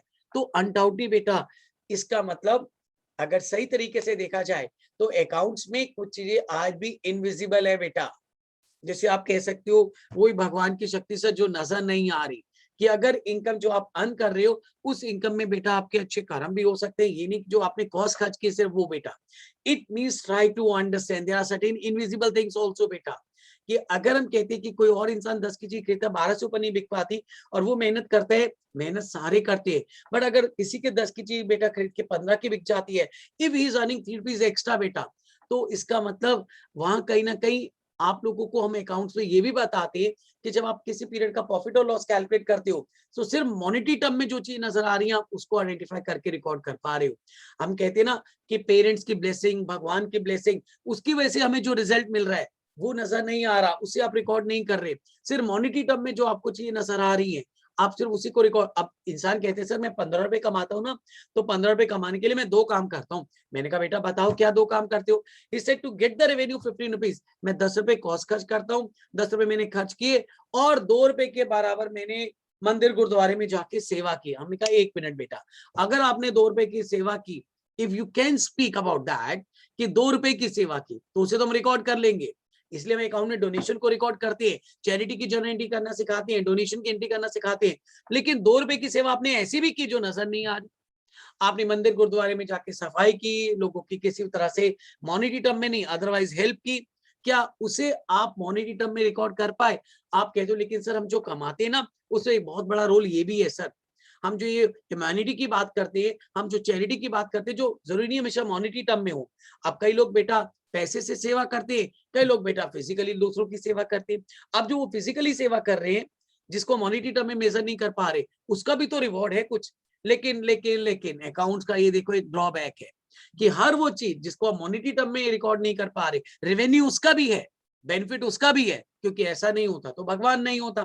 तो भगवान है, और भगवान अगर अच्छे कर्म करने के लिए कहते हैं और वो कहते हैं उस अच्छे कर्म का डायरेक्टली या इनडायरेक्टली आपको बेनिफिट मिलेगा, तो यानी कि कुछ बेनिफिट तो अगर हम ऐसे कहें, खासकर अपनी बेटा इस इंडियन फिलोसफी के हिसाब से कहें, तो कुछ रेवेन्यू का आने का एक बहुत बड़ा बेनिफिट तो बेटा बड़ी सिंपल सी बात है कि कुछ ऐसी चीजें भी हैं, कुछ ऐसे कर्म भी हैं जिसको मॉनेटरी टर्म में मेजर नहीं कर पा रहे। तो इसका मतलब आप जो प्रॉफिट और लॉस कैलकुलेट कर रहे हो, आपने सीधा कहा कि 10 रुपीज डेबिट कर दो पीएनएल में और 15 रुपीज क्रेडिट कर दो, will get the profit of 5 rupees. In fact the reality is कि उस 5 रुपए कमाने के लिए कुछ ऐसे कर्म भी किया आपने जिसे मॉनेटरी टर्म में रिकॉर्ड नहीं कर पाए। अब रिकॉर्ड नहीं कर पाए तो अनडाउटली वो चीज तो बुक्स में रिकॉर्ड नहीं हो रही, तो इसका मतलब फाइनेंशियल अकाउंटिंग में जो प्रॉफिट और लॉस आता है, सिंपल वर्ड में कहूं तो पैसे से किए हुए कर्मों का नजर आता है। whatever the amount has been incurred by us, हमने जो पैसे खर्च किए, जो कॉस्ट खर्च की है, उसका बेनिफिट नजर आ रहा है। लेकिन हमने कुछ काम ऐसे भी किए जिसे मॉनेटरी टर्म में बेटा मेजर नहीं कर पाए, मॉनेटरी टर्म में मेजर नहीं कर पाए तो उसे रिकॉर्ड नहीं कर पाए, बट रिवॉर्ड तो उसका भी है। So it means try to understand बेटा, हमारी जिंदगी की फिलोसफी और हमारी अकाउंट की फिलोसफी वहां कहीं ना कहीं बेटा एक जगह डिफरेंट भी हो जाती है।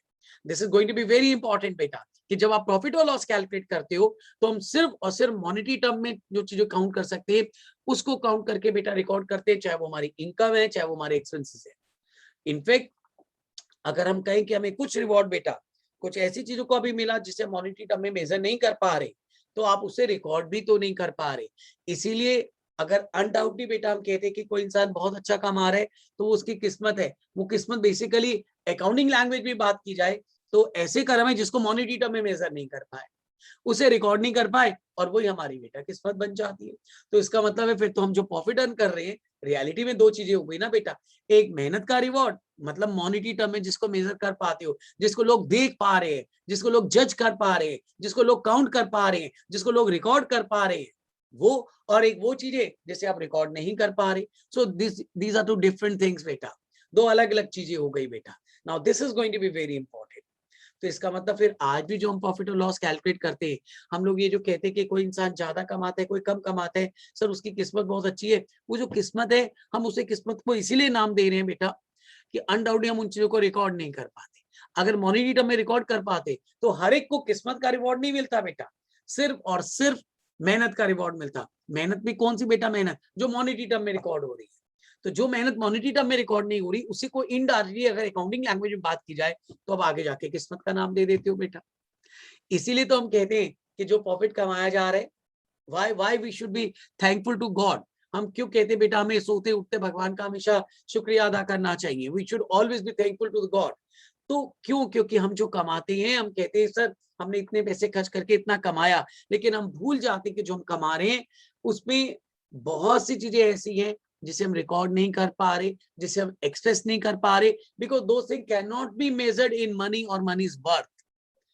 इट मीन्स ये एक रियलिटी है कि जो सब्जेक्ट आप पढ़ने जा रहे हो बेटा, ये सब्जेक्ट सिर्फ और सिर्फ उन चीजों का रिकॉर्ड आपको दिखाएगा, उन चीजों को दिखाएगा बेटा which can be measured in money और मनी इज वर्थ। अगर हम किसी चीज को मॉनेटरी टर्म में मेजर नहीं कर पा रहे हैं तो this is going to be very important बेटा, हम उन चीजों को किसी भी तरह से बुक्स में रिकॉर्ड भी नहीं करेंगे। This is a very important thing. तभी तो फिर हमें कैपिटल और रेवेन्यू ट्रांजैक्शन में डिफरेंशिएट करना है। हम कहते हैं कम से कम जो चीजें मॉनेटरी टर्म में खर्च की जा रही हैं उन्हें तो डिफरेंशिएट करना सीखें कि उनमें से कितना बेनिफिट हमने एक अकाउंटिंग पीरियड के लिए अवेल किया और कितना अभी भी अनअवेल्ड है।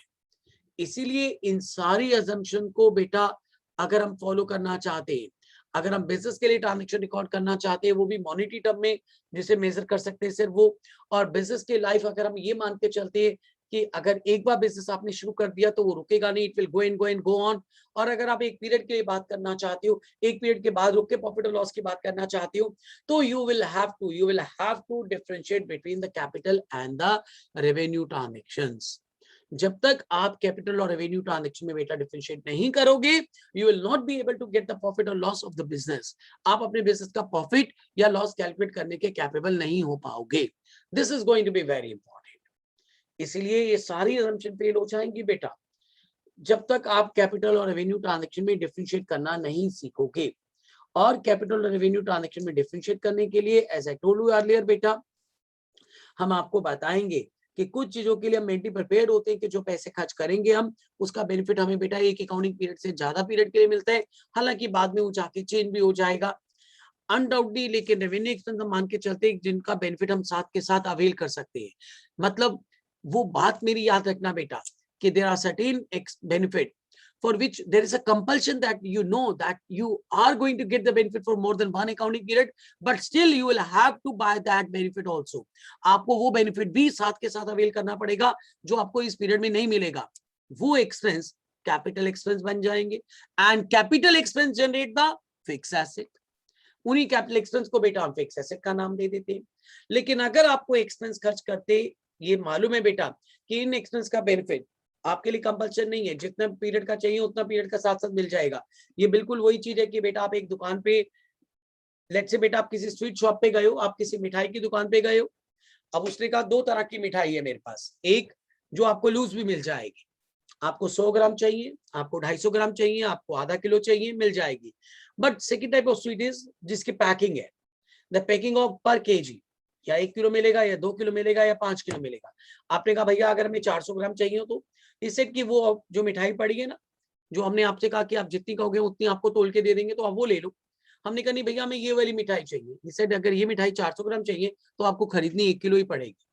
हमने कहा भैया आप ऐसा नहीं कर सकते कि इसमें से 400 ये सेट नहीं, हम नहीं कर सकते, आप घर जाके जो मर्जी करो, बट हमारे यहाँ पैकिंग 1 किलो की है। You will have to incur the amount for 1 kg। उसके बाद आप घर जाके देखो। हमने कहा भैया खराब तो नहीं हो जाएगी? दे सेड नहीं, आप जितना कंज्यूम करोगे उसके बाद रेफ्रिजरेटर में रख लेना, अनडाउटली 2 या 3 दिन खराब नहीं होगी, whatever the time expiry time has been defined to us, but you will have to buy exactly 1 kilogram from that. आपको पूरा 1 किलोग्राम ही उससे खरीदना पड़ेगा। यानी कि आपकी आज घर जाके आप जानते हो कंजम्पशन सिर्फ 400 किलोग्राम की है, लेकिन फिर भी आप 1000 किलोग्राम खरीद के जा रहे हो बेटा, तो 600 ना चाहते हुए भी आपको बेनिफिट अवेल करना पड़ेगा। That is kind of capital expense. लेकिन दूसरी मिठाई है जिसकी कंजम्पशन आज आपके घर में 400 ग्राम है, और वो आपने 400 ग्राम ही खरीद से क्योंकि वो मिल रही है। सो अनडाउटली बेटा फिर भी अगर उसके लिए आपने 500 ग्राम खरीद लिया तो that still is the revenue expense. 100 रुपए आपने प्री पेमेंट कर दी, क्योंकि वो चाहते तो हम ले सकते थे ना 400 ग्राम। हमने अपनी मर्जी से हमने कहा चलो भैया ये भी ऐसा करो, आप 1 किलो दे दो, वो तो आपने वैसे ही 1 किलो देनी है। You bought both of the sweet 1 kg and 1 kg, but there is a difference बेटा। 1 किलोग्राम वाली एक मिठाई ऐसी है जो कंपल्शन थी कि आपको लेनी पड़ेगी, that's kind of capital expense. एक आपने अपनी मर्जी से ली, वो कहलाएगा रेवेन्यू, और उसके लिए भी अगर आपकी कंजम्पशन का रिक्वायरमेंट आज आपका 400 ग्राम्स का है और आपने 600 के लिए एक्स्ट्रा पैसे दे दिए, that becomes a kind of prepaid revenue expense, जिसको हम अनडाउटली नो डाउट एसेट कह देंगे, क्योंकि अगर एक्सपेंस खर्च करने के बाद आप बेनिफिट अवेल नहीं करते हो, 1000 किलोग्राम मिठाई खरीदी आपने, 600 किलोग्राम आपने भी कंज्यूम नहीं की, वो प्रीपेमेंट इसलिए हमारे लिए बेटा एसेट बन जाएगी। एसेट का मतलब ही यही होता है, expense incurred, the benefit is to be availed, and that is the two differences between the capital expense and the revenue expense. इसलिए जब तक हम ये सब डिफरेंशिएट करना नहीं सीखेंगे तो हम जो भी अकाउंटिंग अजम्पशन आपको पढ़ा रहे हैं वो सारी की सारी अकाउंटिंग अजम्पशन फेल हो जाएंगी। It should be clear to each one of you. बहुत अच्छी तरह से एक एक चीज, एक एक वर्किंग आप लोगों को क्लियर होनी चाहिए कि हम जो वर्किंग करने जा रहे हैं वो एग्जैक्टली वर्किंग क्या है। Is this point is clear up to this stage? Yes, sir. Yes, sir. Yes, sir. Yes, आप sir. आज सो तो नहीं गए? Yes, sir. सो तो नहीं गए? सो तो नहीं गए? नहीं Sir, सर, बस सर बहुत ध्यान से सुन रहे हैं। वो इतने ध्यान से मत सुनो कि बेटा कहीं मेडिटेशन करने लग जाओ और मेडिटेशन आंखें बंद करके कर रहे हो और थोड़ी देर बाद पता लगे कि अजम्पशन निकल गई और प्रिंसिपल से पहुंच गए। नहीं सर, आंख का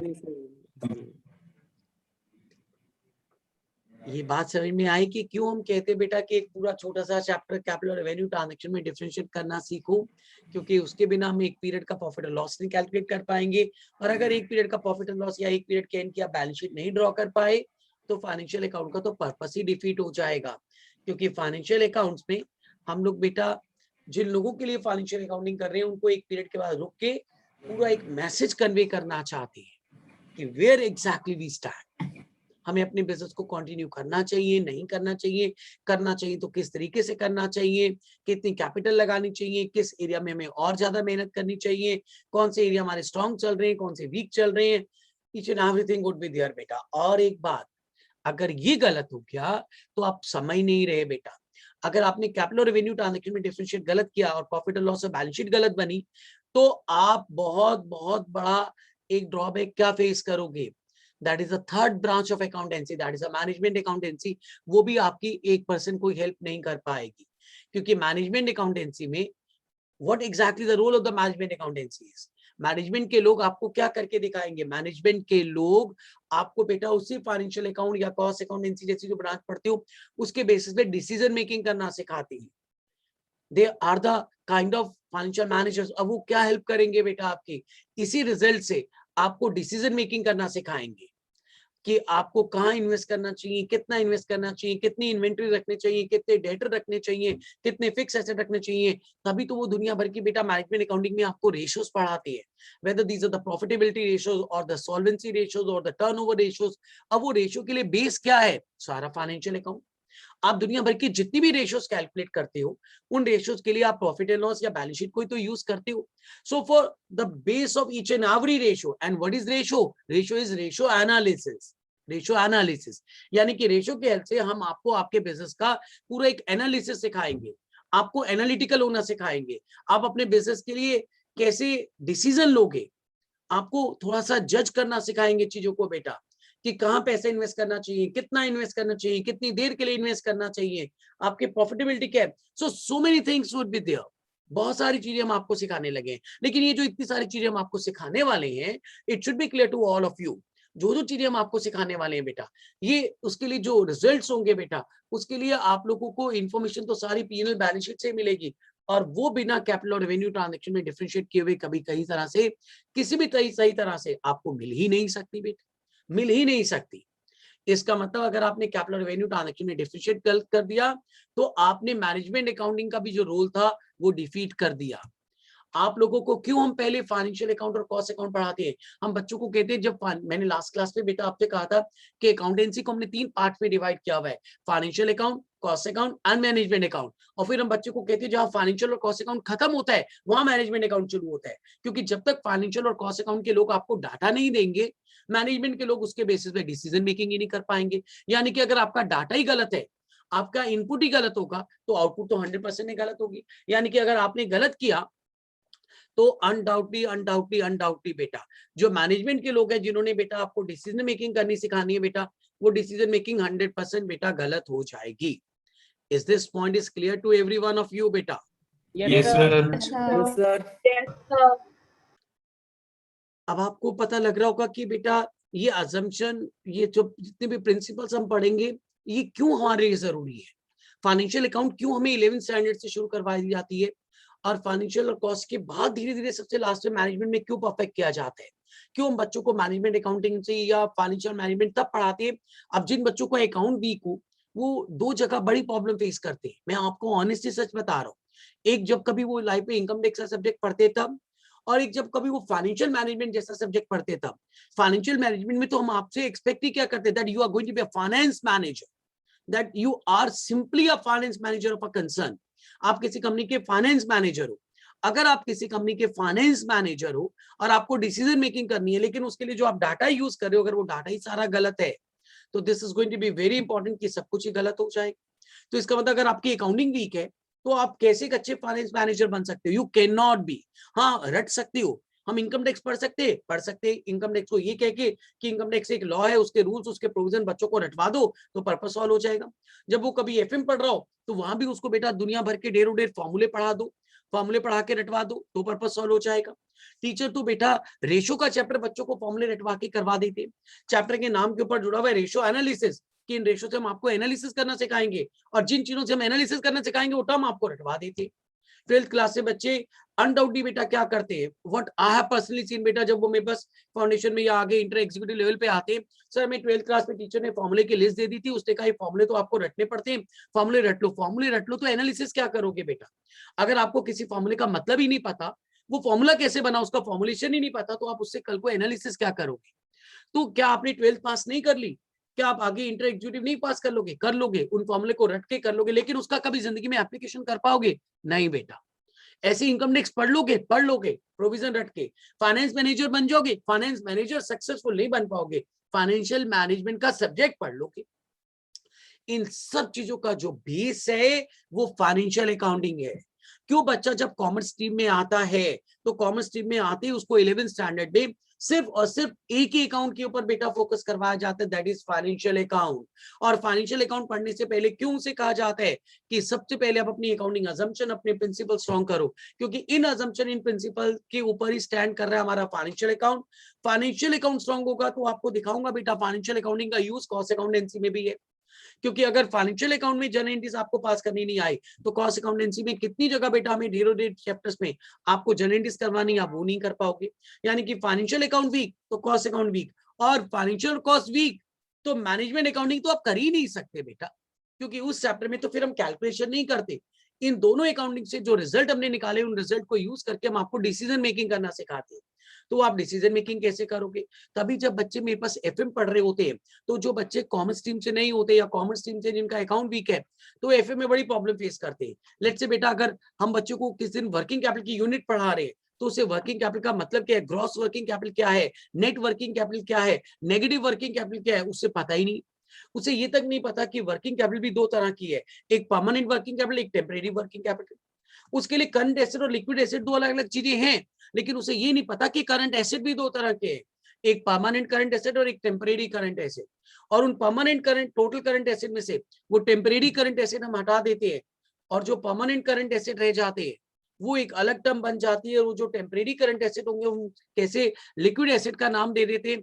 अब ये सब उसे पता ही नहीं, उसे वर्किंग कैपिटल कैलकुलेट ही नहीं करनी आती, तो वो वर्किंग कैपिटल की डिसीजन मेकिंग कैसे करेगा?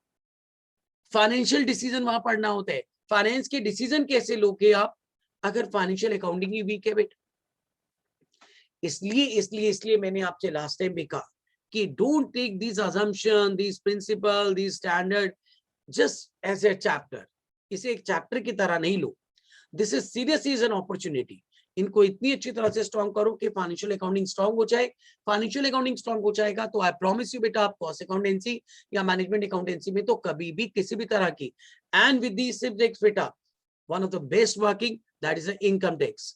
उसमें भी बेटा कभी हमें ये नहीं कहना पड़ेगा कि ये इनकम टैक्स लॉ है, इसके प्रोविजन है, इसे रट लो, वो भी नहीं करना पड़ेगा। But undoubtedly will talk about that.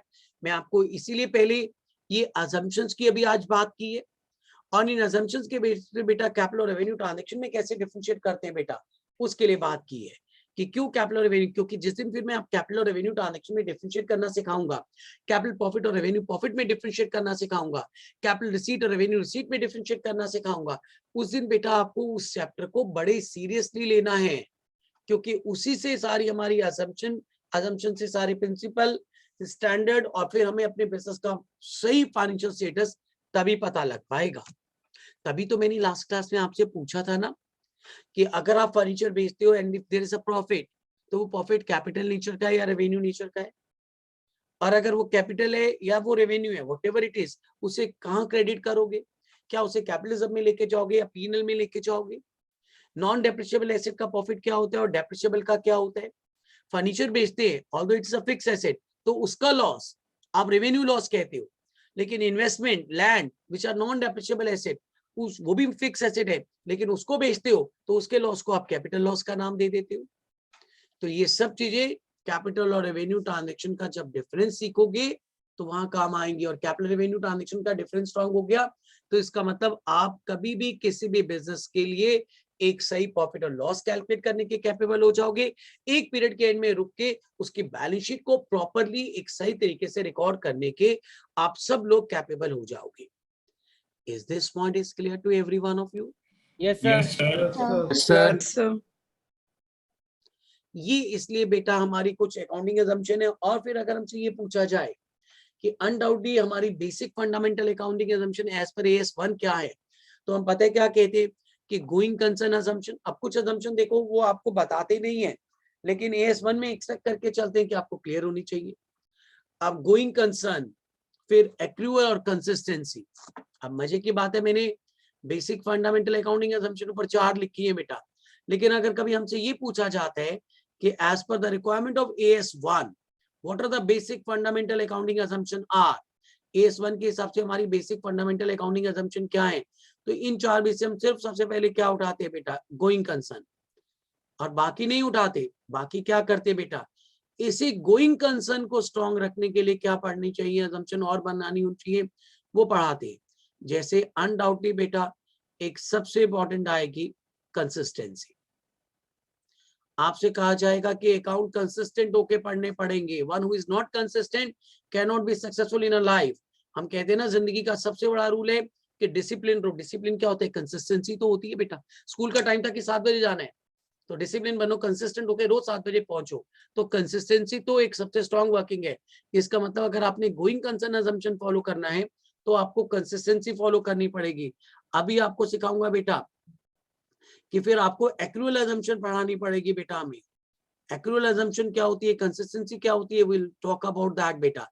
लेकिन as per the requirement of AS1 अगर हमसे पूछा जाए कि व्हाट आर द बेसिक और the fundamental accounting assumption are, तो as per the requirement of AS1 accounting standard 1 हम जो फंडामेंटल अकाउंटिंग assumption मान के चलते हैं, यानी कि बेसिक अकाउंटिंग assumption मान के चलते हैं, वो ये 3 मान के चलते हैं। The basic or the fundamental accounting assumption are going concern assumption, consistency and accrual. Accrual का मतलब बताया जाएगा बेटा, उसके लिए मुझे बुक्स ऑफ अकाउंट का सिस्टम बताना पड़ेगा। विल टॉक अबाउट दैट कि कितने तरह के बुक्स ऑफ अकाउंट बनते हैं, कैश बेसिस पे, मर्केंटाइल सिस्टम पे और हाइब्रिड सिस्टम पे बेटा। और एक्रूअल में सिखाया जाएगा बेटा कि कैसे कैसे कैसे एक्रूअल assumption में हमें कहा जाता है कि आप लोग कौन सा सिस्टम फॉलो कर रहे हो बेटा। आपसे कहा जाएगा मर्केंटाइल सिस्टम, जिसमें कहा जाएगा अगर इनकम अर्न कर ली गई है इरेस्पेक्टिव वो रिसीव की गई है नहीं की, एक्सपेंस अगर डी हो गया इरेस्पेक्टिव वो पे किया गया नहीं पे किया गया, उसे रिकॉर्ड कर लो, दैट इज एक्रूअल assumption। फिर हमें कहा जाएगा, क्योंकि ये सब क्यों बेटा, क्योंकि ये जो अकाउंटिंग पीरियड assumption से आपको चलना है। आपको पता है अकाउंटिंग पीरियड की जगह जानबूझ के मैंने ए फॉर ए याद रखना एक्रूअल लिख दिया। एक अकाउंटिंग पीरियड का प्रॉफिट और लॉस कभी कैश बेसिस पे नहीं पता लग सकता। कैश बेसिस और एक्रूअल बेसिस में शायद फर्क पता होगा आपको क्या बेटा। जो लोग अपने books of account cash basis पे बनाते हैं, वो जब इनकम रिसीव की जाती है तब रिकॉर्ड करते हैं, एक्सपेंस जब पे होते हैं तब रिकॉर्ड करते हैं। यानी कि लास्ट ईयर की इनकम इस साल मिल गई, नेक्स्ट ईयर की इनकम एडवांस इस साल मिल गई, तो हम उसे एडवांस या आउटसाइडिंग नहीं मानते, उससे बस इनकम ही उस साल की मानते हैं जिस साल मिल गया। तो क्या कभी कोई इंसान कैश बेसिस पे अकाउंट बनाएगा तो उसे अपने एक पीरियड का प्रॉफिट और लॉस पता लग पाएगा? No, never, not at all. लेकिन अगर वो एक्रूअल assumption से चलेगा तो वो अकाउंटिंग पीरियड assumption को फॉलो कर पाएगा। यानी कि गोइंग कंसर्न assumption की वजह से अगर हम कहते हैं कि बेटा अकाउंटिंग पीरियड बना, तो अकाउंटिंग पीरियड को अगर स्ट्रांगली फॉलो करना है तो आपको एक्रूअल assumption फॉलो करनी पड़ेगी।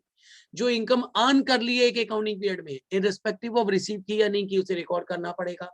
जो एक्सपेंस ड्यू हो गए इररिस्पेक्टिव वो पे हुए या नहीं पे हुए, वो रिकॉर्ड करने पड़ेंगे। That become the accrual assumption बेटा।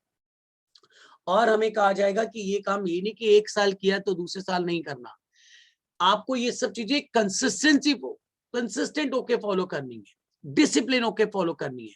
एक बार कोई assumption कोई प्रिंसिपल फॉलो कर लिया तो you have to follow that principle consistently in each and every accounting period. यानी कि अकाउंटिंग पीरियड कहता है कि अनडाउटली अगर मुझे फॉलो करना है, गोइंग कंसर्न की वजह से अकाउंटिंग पीरियड था, लेकिन अकाउंटिंग पीरियड को स्ट्रांगली फॉलो करने के लिए हमने क्या किया बेटा, as per the requirement of AS1 accounting period की जगह अकाउंटिंग पीरियड को स्ट्रांग करने के लिए हमने कहा कि अकाउंटिंग पीरियड तो स्ट्रांग तभी हो पाएगा जब सबसे पहले आप एक्रूअल assumption से चलोगे।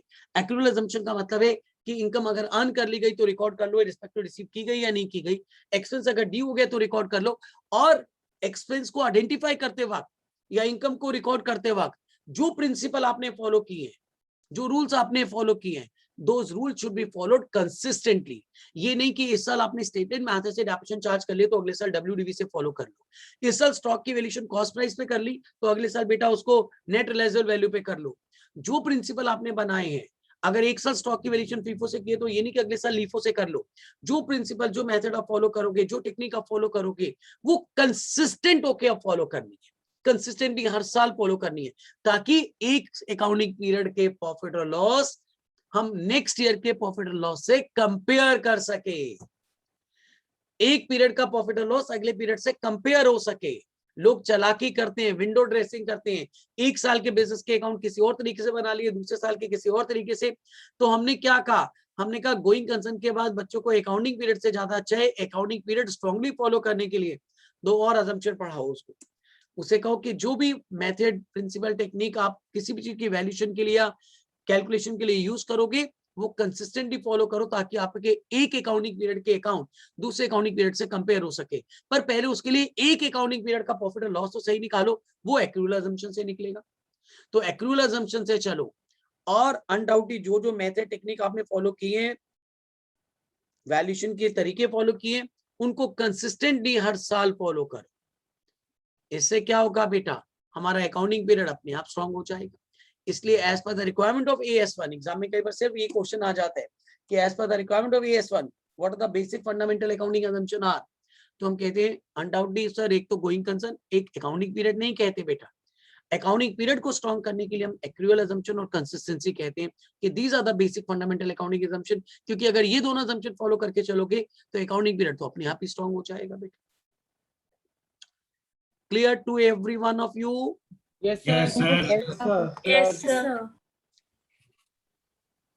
सब लोगों को अच्छी तरह से क्लियर है? Yes, Yes, sir. sir. Yes, Yes, sir. sir. Yes, sir. जो हमें इन अजम्पशन प्रिंसिपल को शुरू करने से पहले अभी जो सिर्फ अजम्पशन है उसके लिए पढ़ाई गई, ऐसी पूरी एक क्लास बेटा हम जो ओरिजिनल प्रिंसिपल और मॉडिफाइंग प्रिंसिपल है नेक्स्ट क्लास पे उस पे आएंगे, फिर अकाउंटिंग स्टैंडर्ड पे आएंगे, फिर देखते हैं कि अगर अकाउंट का हमारा बेस स्ट्रॉन्ग है तो प्रॉब्लम कैसे होगी। ठीक है बेटा? Yes, sir. Yes, sir. Yes. Yes, sir. Thanks to all of you for joining.